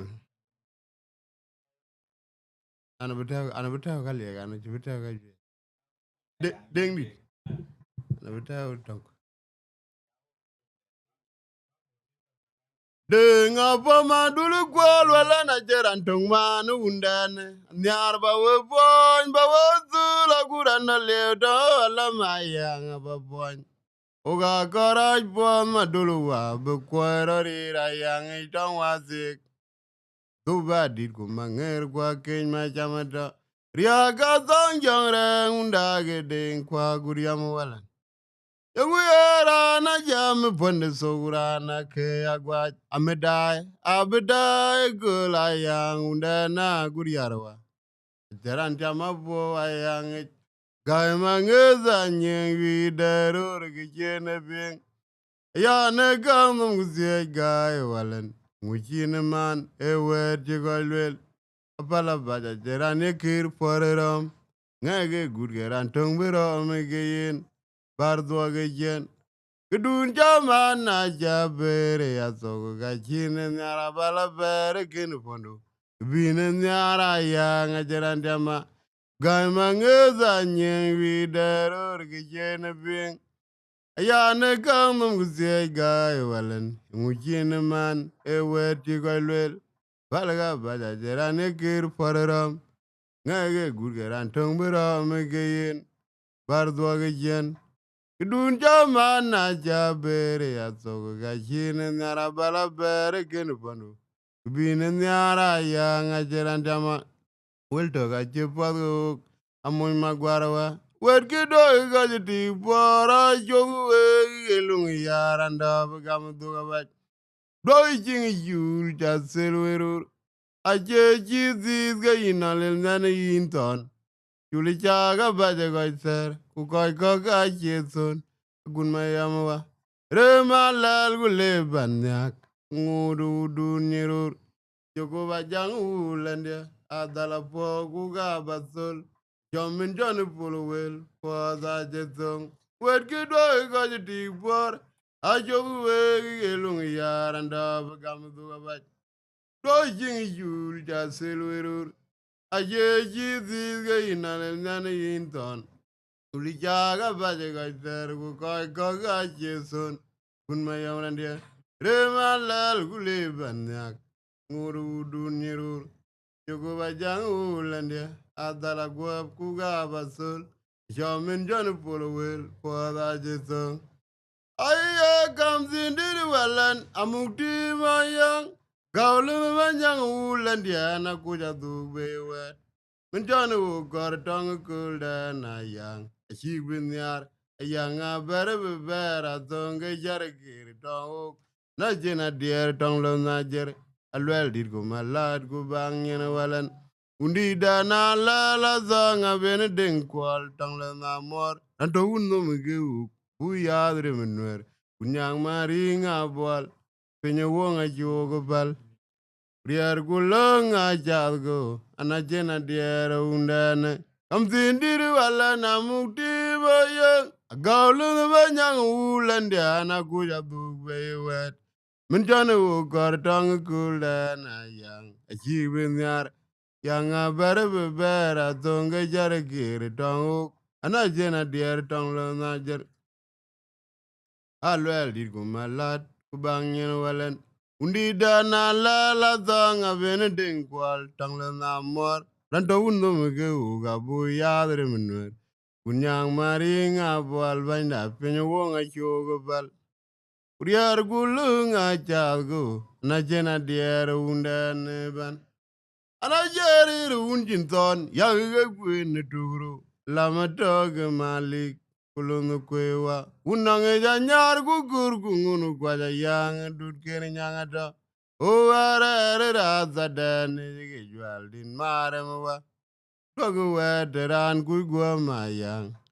Dwage ber kurunu malaw. Kaga nyanga wow. Kiny machamata. Pinya zogunin waragaji gor kujola. Bezaba zong diela tunim. Ekaje utir keme yiding. Kumada gura langwa. Lona yani nyandia. Narere raza dane. Undan ke bungu kwerande. Anajeri runjin ton ya ke kwene togro. Lama toge malik. Kulono kwewa. Undanga nyar kukur kungunu kwa yang dut kiri nyangata. Ogarere raza dane jike jualin maremwa. Dogo weteran kuigwa mayang. Dwake man kurun malaw. Gaga nyanga wo. Kiny machamwa. Pinya zoganin. Waragaje gor kujola. Bezya bezong diela tunim. Kajogu tit keme yiding. Kumada gura langwa. Lana yani nyandiar. Anarere raza dene. Undan ke bungu kwewa. Ma jwena biel gu yora ngau gulada. Mariar kwa bedin manyanur. Panda na bukan yadu lip. Piado. Menjija na bil. Riene dwenye mabiur. Menjene jwere. Dengu ma kwa ya zanga makirgai. Ramwere ban. Jiran manenen bany magure tilar kuringa min mileng kwa piunu kwal. Ram chele kene zeng garang mabiur. Ubene obing. Yaru la jarane sabi gedare pe yube la gete nwere. Daberta yarul kulong eta yarul. Yo goy war yenga ye gum jabu ke makendin Magaal binum. Long je gezie la ege yo gutong. Riek bany ma nyare ko gachin gitiamo. Majwena bial go yarangau kuladan mariar kwa bedin manyanur panda na bukan yaduli piaderin kwa menjija na bil riene twenye mabiur menjene jwir deng ma kwa ya sanga makeregai ramwerban Iran manenen ban ma kurete lar kuringa men meleng kwa piune kwal ram jale ken zengerang mabiur kubene obing yarula jarane saibge dare pe kube lagete nwere Roberto yarul kulong yeta yarul yo goy war ngay kum jabu ki makendin Magaal binum long jege zela ge yo gudong Riek bany ma nyare ko gachin git yamuk tong chula gun madulwa. Anakini nana yen malana din ma jengwa. Ara mirge ma yara ngaw. Kurwana wany ma yanwa. Alia ma son guchien ma nyel bana doro ma nyang jok. Aya nyara dua de ze temule twal. Pane nyanga bipya de jam gujwej. Remelwaje bane jangoro unim. Kala yana ma yan.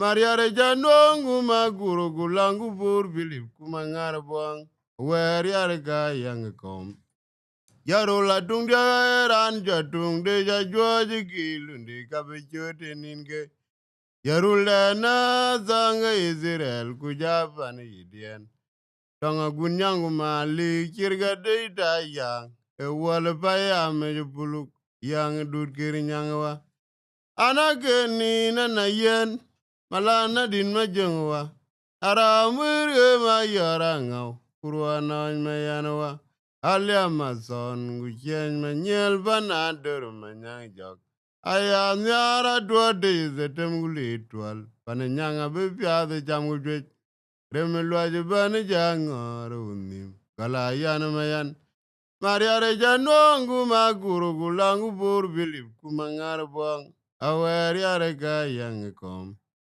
yarula dung dia ran jatung de jajuaji gilundi kabe jote ninge yarulda na zanga Israel kujapan yidian tonga gunyangu mali kirga dita yang ewal paya me buluk yang dur kiri nyangwa Jameri nyeruon itie mi tien gudiar bai. Junub waya welwe la mat pinya chag de chieg wedan. Kayam kwa the tem joka mat wot kwa ki. Akwai un bengong thonde. Makuru majunyu makur walen inathong kenyana wong kwa jagwang. Chen gilwil go liu. Thonde na chien nom tim meruan. Akora lamde. Abima big dom nom tweng jigarang. Kumore yom magwek. Kujaja ma che o gugu nong rier tere chen o bai. Nyuwa nyen gote na kwen yet ye ke sier chin men long ga wen nyale. Unde na dide nong son. Agura yore deng. O ki ga unde ne ka o ke chen dolit. Kutir manyang uja wen na jong der kudan na kon tungzok. Machar matit ka chieng mayan kumamor ngut. Asara deng lun nya chul mualanden majung adik kunyal aping tiang. Jameri nyeruan itie imitien gudiar bai. Junub kwaya wil amat pinya chag de chiag wedan. Kayam kwa the tem joko mat wot kwa ki. Akwai unbengong tonde.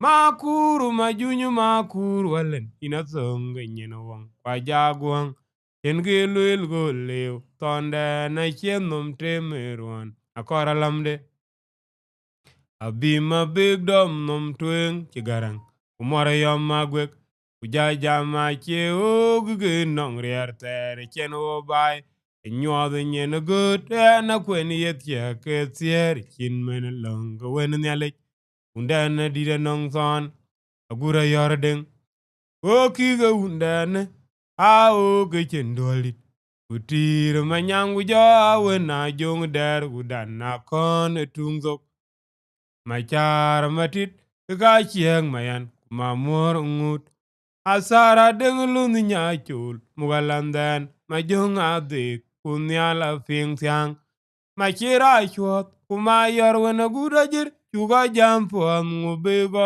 man lan chi go mal jam tiel gu jam malo unda kurin un jit pa na mirga tong junu pandana tungyak una gun madot ga gur yare tungzok nuere ge wek oga nong tungzok mundari ma lingi chul mariat ura nong son agura yore deng kena beji tiel ku kena liaji jok tong junu achiel wet bag dit abage anyich eluok den ke koi nong tiel ku jamelom niere dun nereisian tonden jana film abore deng undune kanong son makany mariar kuja manyang luga dong sier upili maut ton mai goliar pandane e pane dor te tong junub machira chuoth kuma yor wena gutajir chuga jam puoth ngubi go man lan chi go mole jam tiel gu jam alup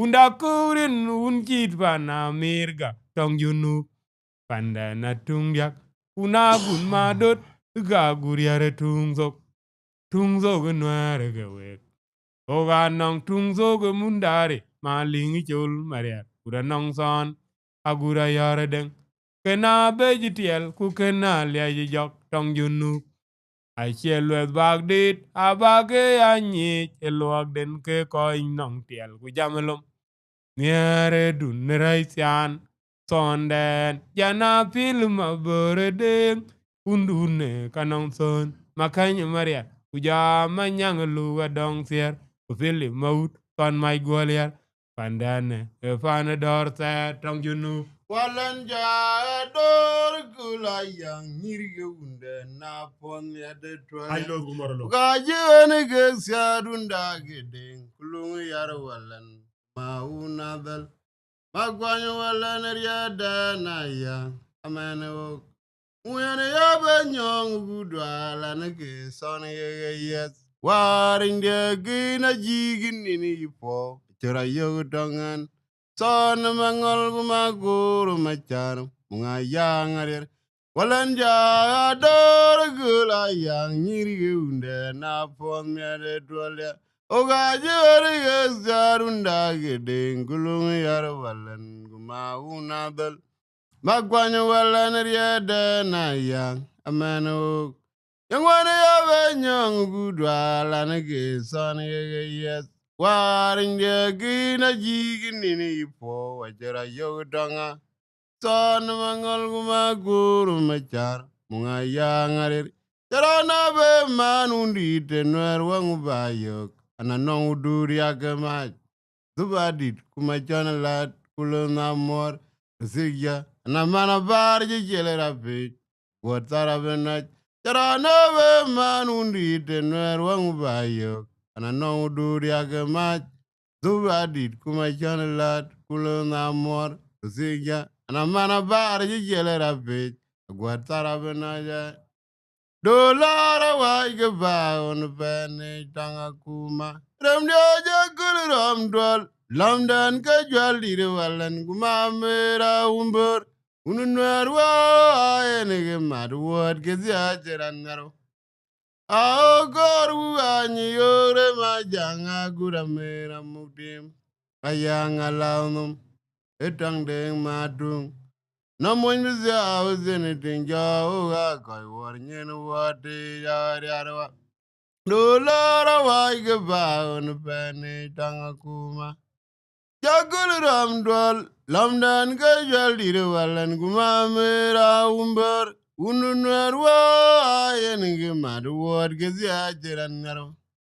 Ao gor guga nyi yogre majanga gura mera muktim. Ayanga launum.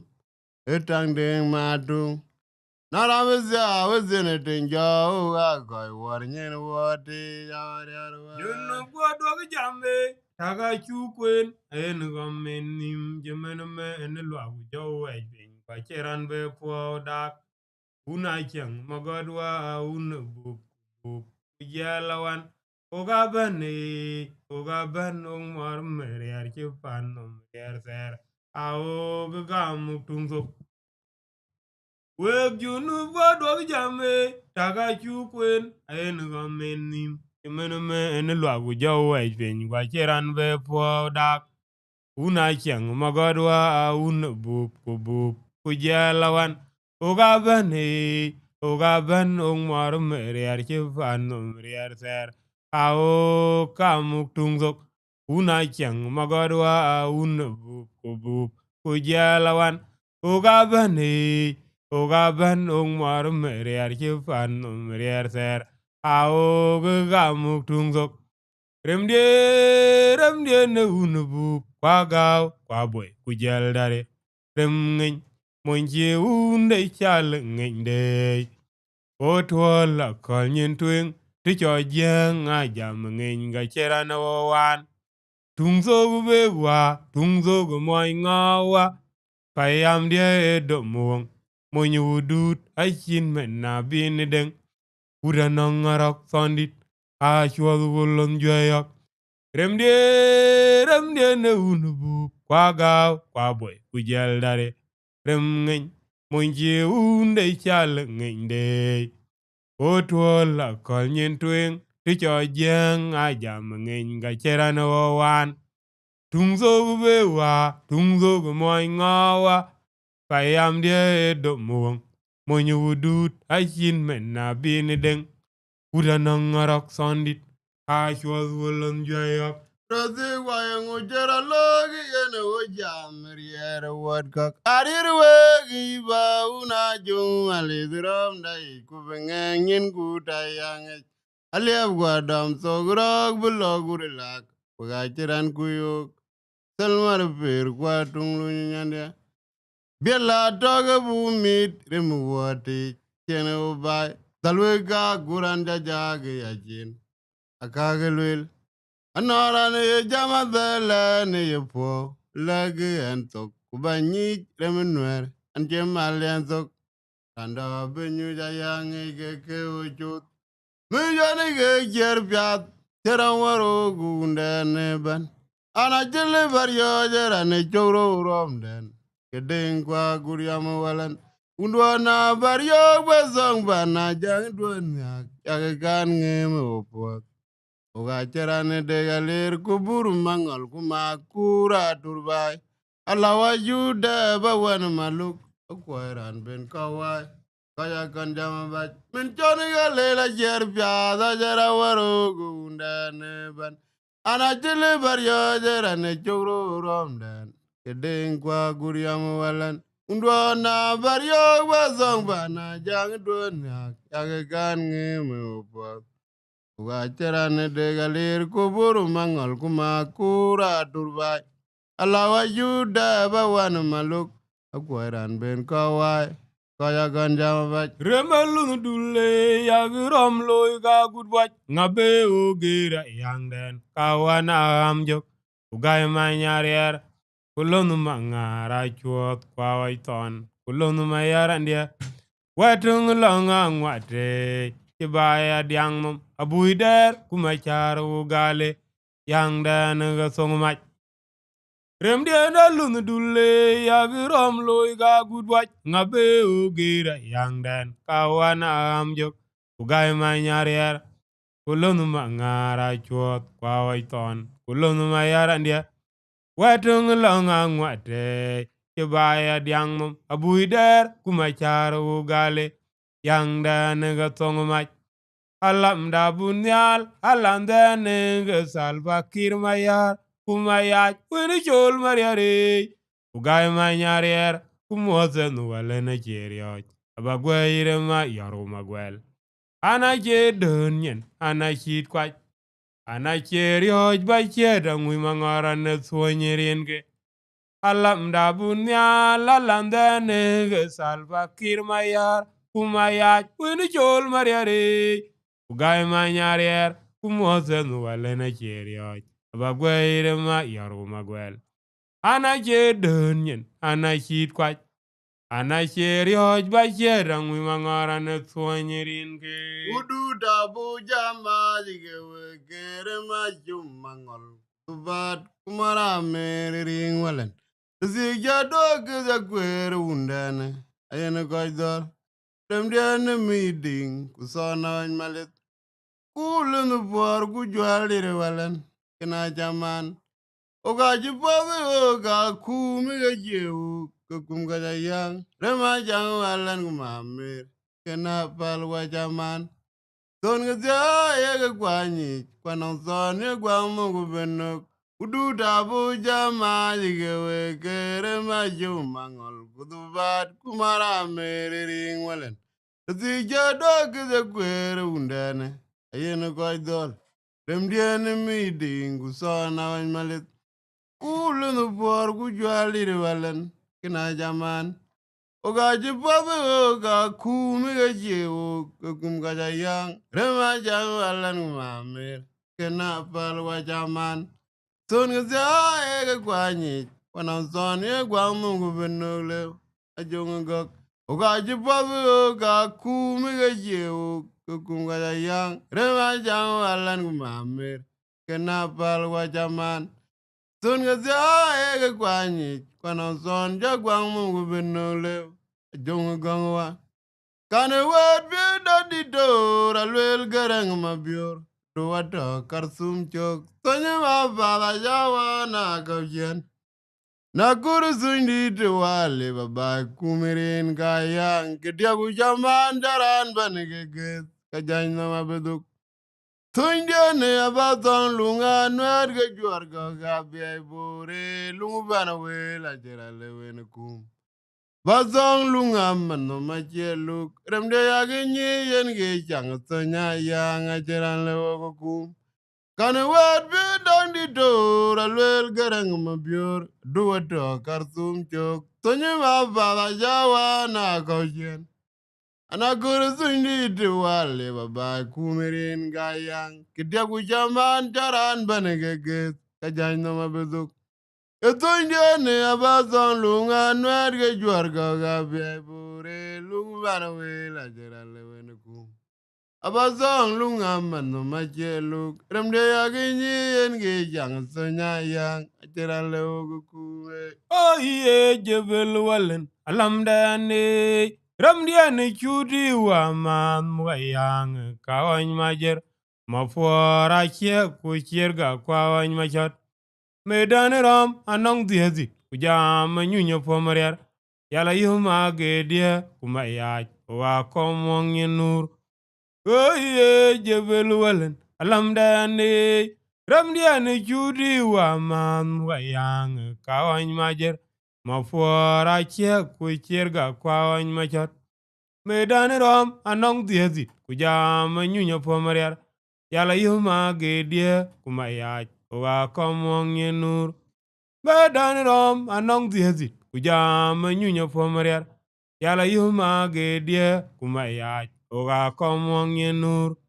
Tung ya kanyal yemende ajong manyangwa nguja che ko yik de burgerier bugaja nyi so koleram ana je jam ga gwek sing nong yal udem wayang ko we kwenyen golon yam tung ya kanyal yemende ajong manyangwa nguja che ko yik de burgerier bugaja nyi so koleram ana je jam ga gwek sing nong yal udem wayang ko we kwenyen golon yam Una nyanga jegi ga guding inyal e wirien ge tong unden men oji koji korgu bayangi anong ranjala jamriere a jogu logwa jayangi ungti do wagu maud kumayare na riede na yang a men uk azelu wagu mariara oi tuliring Raziga una deng diar wala namu yang den Fazila da nigga man Mariara guding matung Rosiga yaga border amlo so naro gira yang it Rosiga una deng diar wala namu yang dan chuk Fazila da nigga man Mariara guding matung walan Rosiga yaga border amlo so naro gira yang it Maria Togarit Gujar Yara Gatanga went on Gitik this. Ya zo amunde na jera na yegira yangi. Jaran jakwe na denjugwa.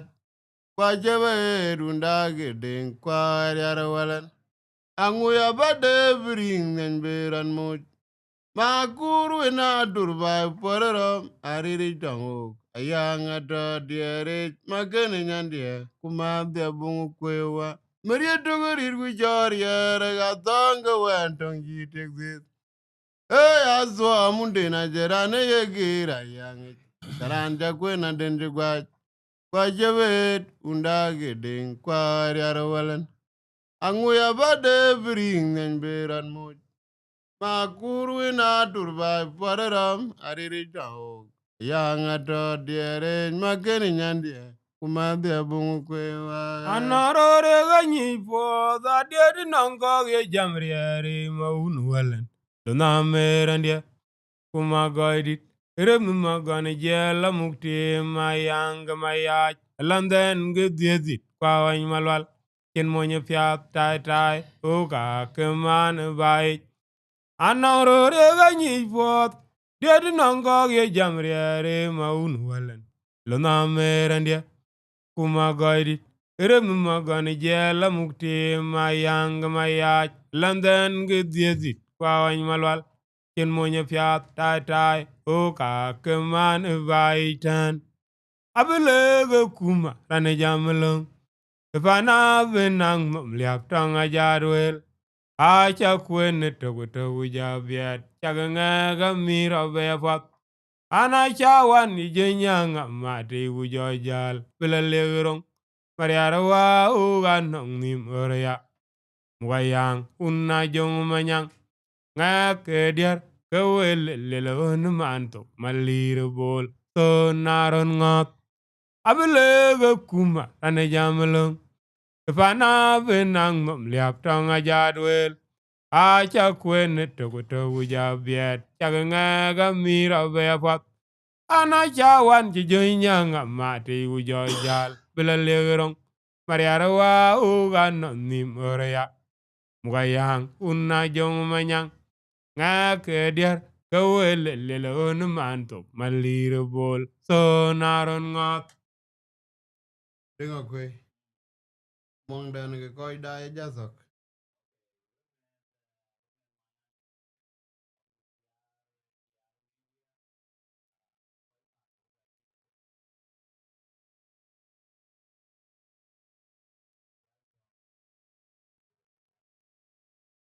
en we bai iran dai ban we koi dai hon dai we ga sin we ga yu ga dom chen ke ku dwal da ga we kan ano ga ye mo tang de nga kwe den ku dok ran mo de nom ya no men chan we mo the ko le we ga ja yo ga bai bai na dok to se ku ling tin men ku dwal do na ga we koi cho ye ko na jagwa yen we koi da ke ko lo kwe aya ke ko no ngi ku pana ngi ke dia na ka da yo ko ka we ga mo pana nin ke dia ko bandan ju pa bu ya dare kan jo ting ana penwere tiyo din din dun go tiyo te te dia taman kino ping penwere kino ti inare kino be ting ko da ki ko mo ne lo mangara bo jam mo ana wo ja mo de din kanisa chan kai ko kwan be je ya bible ko kwan be ai ran do ja ko la lom gu dia da yi ke da nong din ran dut fo wa nong din wed ran wa nong dia let ka mene dia kanisa ko la de mena we ga bu ga ja si ai do le din bible din kanisa ayen ga gam yen ga gam chen ne ya gul ya ga gam chen ne rir gam chen ne rir en dai ban ye chu nga igwal nyen pin no nga igwal nyen Bany Kristo nga igwal nyen piny no nga igwal nyen ye nga igwal nyen na che mene o ka to ka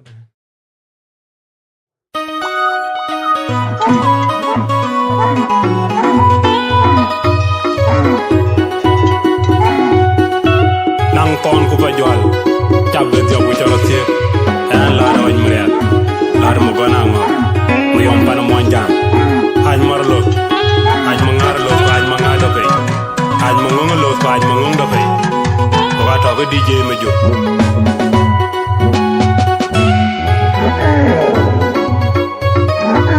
Gaya nyolo tu. Gaya nyolo tu lolo. Yar ton gulung makura mugalam den. Mananangu badi mugalam. Wega wani jare dabai tayo kutiang sinai. Kendi aja sujime. Yugusani kambia magokwa. Yar ton gulung makura mugalam den. Mananangu badi mugalam. Wega wani jare dabai tayo kutiang sinai. Kendi aja sujime. Yugusani kambia magokwa. Yar ton gulung makura mugalam den. Mananangu badi mugalam. Wega wani jare dabai tayo kutiang sinai. Kendi aja sujime. Yugusani kambia magokwa. Lungu manyaga. Malagaynya no kundana ajong majukumakan manyaga malagaynya no kundana ajong majukumakan manyaga malagaynya no kundana ajong majukumakan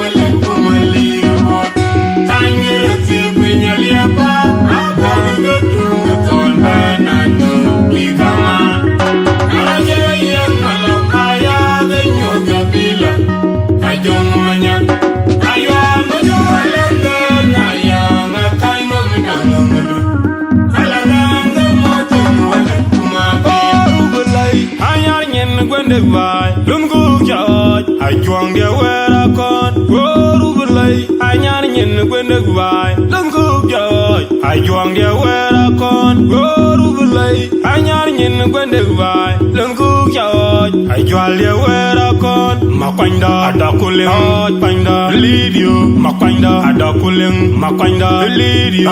Panda isi kuling, makwanda lidio. Makwanda ada kuling, panda lidio. Makwanda ada kuling, makwanda manga. Panda ada kuling, makwanda mabe. Panda lidio. Makwanda ada kuling, panda.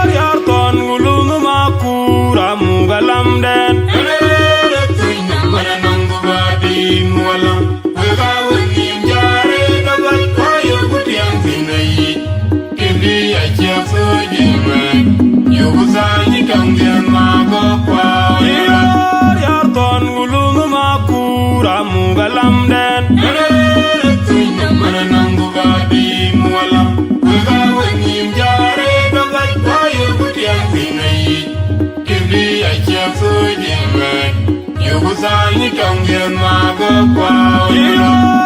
Ton gulung makura mugalam den. Mananangu badi mugalam. Wegawani jare gabat tayo kutiang sinai. Kili Ajak Nuer.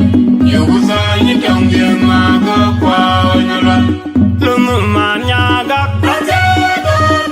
Malagayin yano kundane.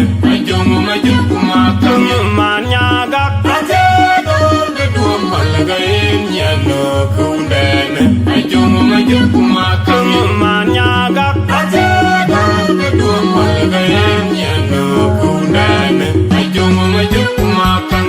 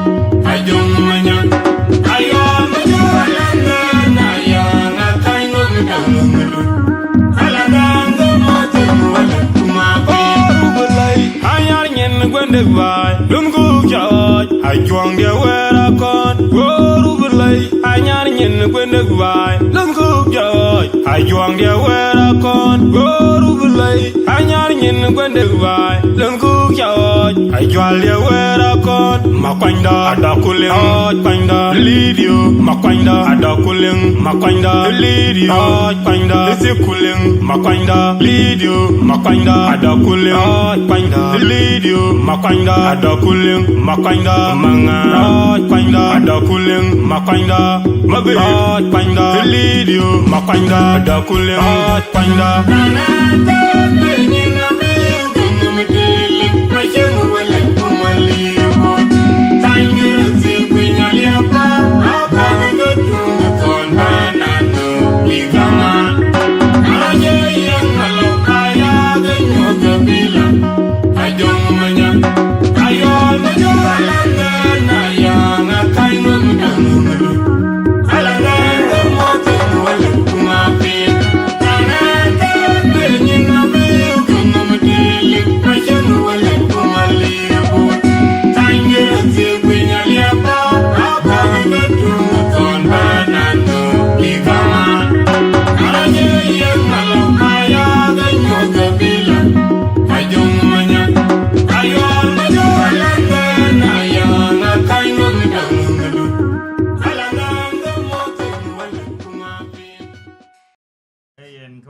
ได้ว่าเดี๋ยวว่าจะยัลตัวแทน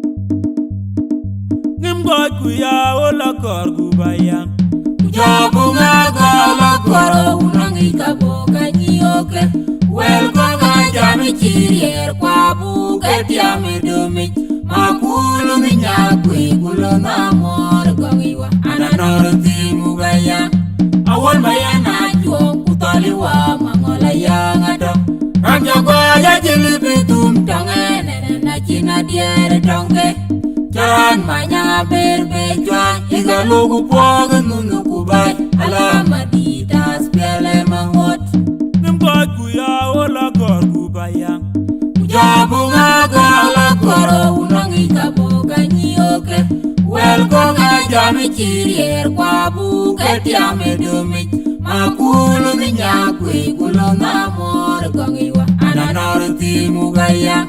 awal mayana juong utoliwa mangola yangata ranja gwa ya jilibitum tongene na china diere tonge Jan manya berbe juan igalugu poge nunuku bay alama ditas piele mangot Jalan manya berbe juan igalugu poge nunuku bay alama ditas piele mangot luna mor kumora mer yele wiji ayang ene okwat atul mori per kujwali duwalen nega moja dunde ranjola jonyom kujuran numde katiran uta college wede yijiga ngonjang wilwel anaranje dunya le undoni kelego kumata denai leba jemi muka jengol wache jor wete yaglepi leba yenerun man yele wije ayang ene okwat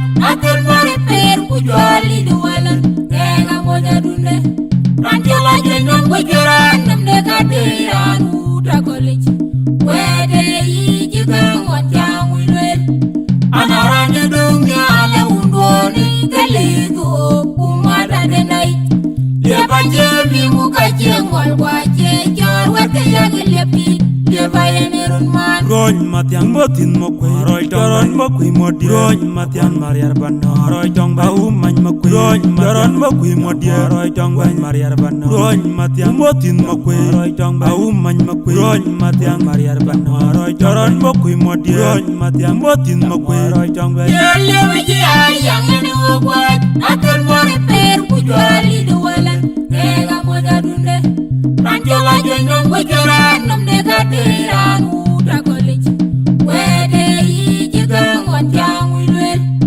anaranje dunya le undoni kelego kumata denai leba jemi muka jengol wache jor wete yaglepi leba yenerun man yele wiji ayang ene okwat atul mori per kujwali duwalan nega moja dunde ranjola jonyom kujuran numde katiran uta college wede yijiga ngonjang wilwel anaranje dunya le undoni kelego kumata denai leba jemi muka jengol wache jor wete yaglepi leba yenerun man Kim goy kuya ola kor gubayang jabunga gola koro unangi kaboga nyoke wel goga jami chirier kwa buke tiami dumik makulu minyakwe kulo namor gongiwa ananoranti mugaya awal bayana juang kutoliwa mangola yangato ranjo gwaya jilibitum tongene na china diere tonge Jalan manya berbe juan igalugu poge nunuku bay alama ditas piele mangot Kim goy kuya ola kor gubayang jabunga gola koro unangi kaboga nyoke wel goga jami chirier kwa buke tiami dumik makulu minyakwe kulo namor gongiwa ananoranti mugaya awal bayana juang kutoliwa mangola yangato ranjo gwaya jilibitum tongene na china diere tonge jalan manya berbe juan igalugu poge nunuku bay alama ditas piele mangot Jalan manya berbe juan igalugu poge nunuku bay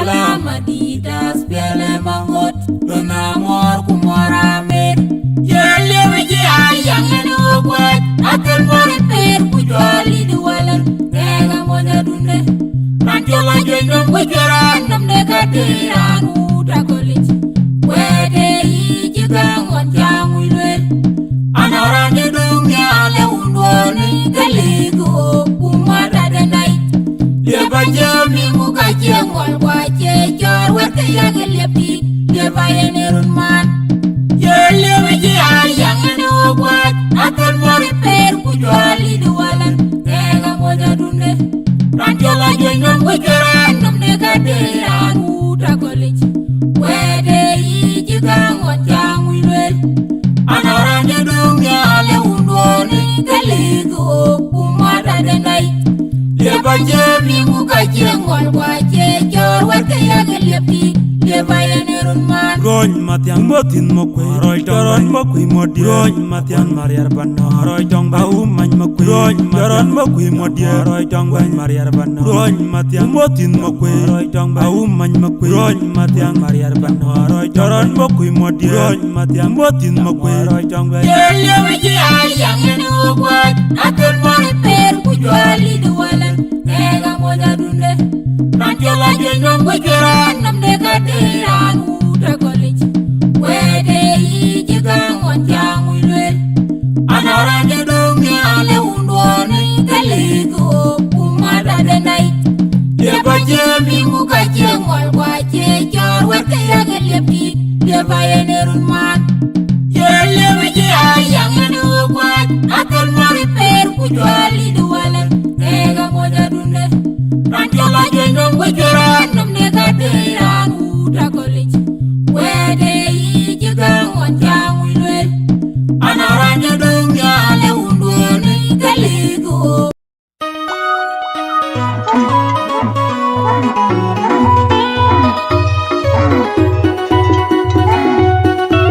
Nang ton ku pajual Cap de diop ku cholo tiep En la da wany mriat La da mo gona ngo Mo yom pana monjang Haj marlo Haj mangarlo Haj mangado pe Haj mangonglo Haj mangongdo pe Ko ka to DJ ma jo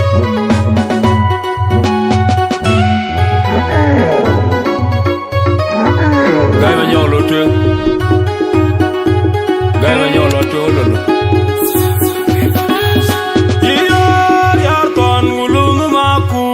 Mugalam den mananangu badi mugalam wega wengi jare da bai tayo gutiang tinai kibli acha sojime yugusani tangiang mago kwa ya ton gulung makura mugalam den mananangu badi mugalam wega wengi jare da bai tayo gutiang tinai Kibli acha sojime Yugusani tangiang mago kwa ya ton gulung makura mugalam den mananangu badi mugalam wega wengi jare dagat tayo gutiang tinai Kibli acha sojime Yugusani tangiang mago kwa Lung man nyagak Malagaynya no kunden Ajong majukumakan Manyagak Malagaynya no kunden Ajong majukumakan Manyagak Malagaynya no kunden Ajong majukumakan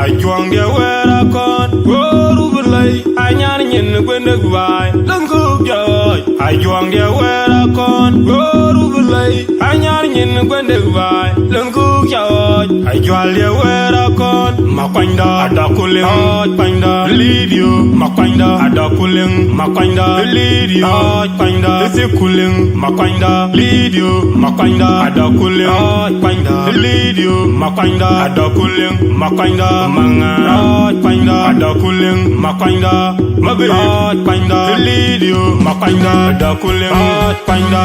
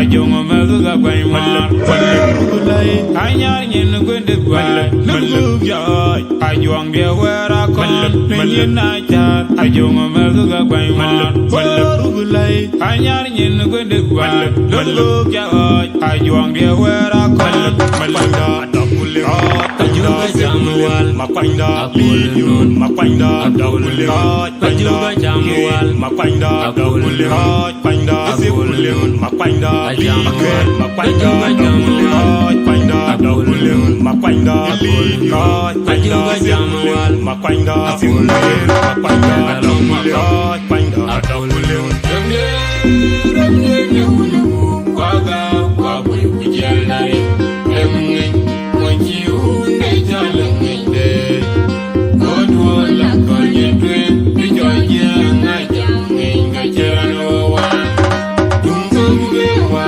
dungu moy ngawa ayambye dumu monyudu ajin mena birede urana kondi ajo ulunjoyo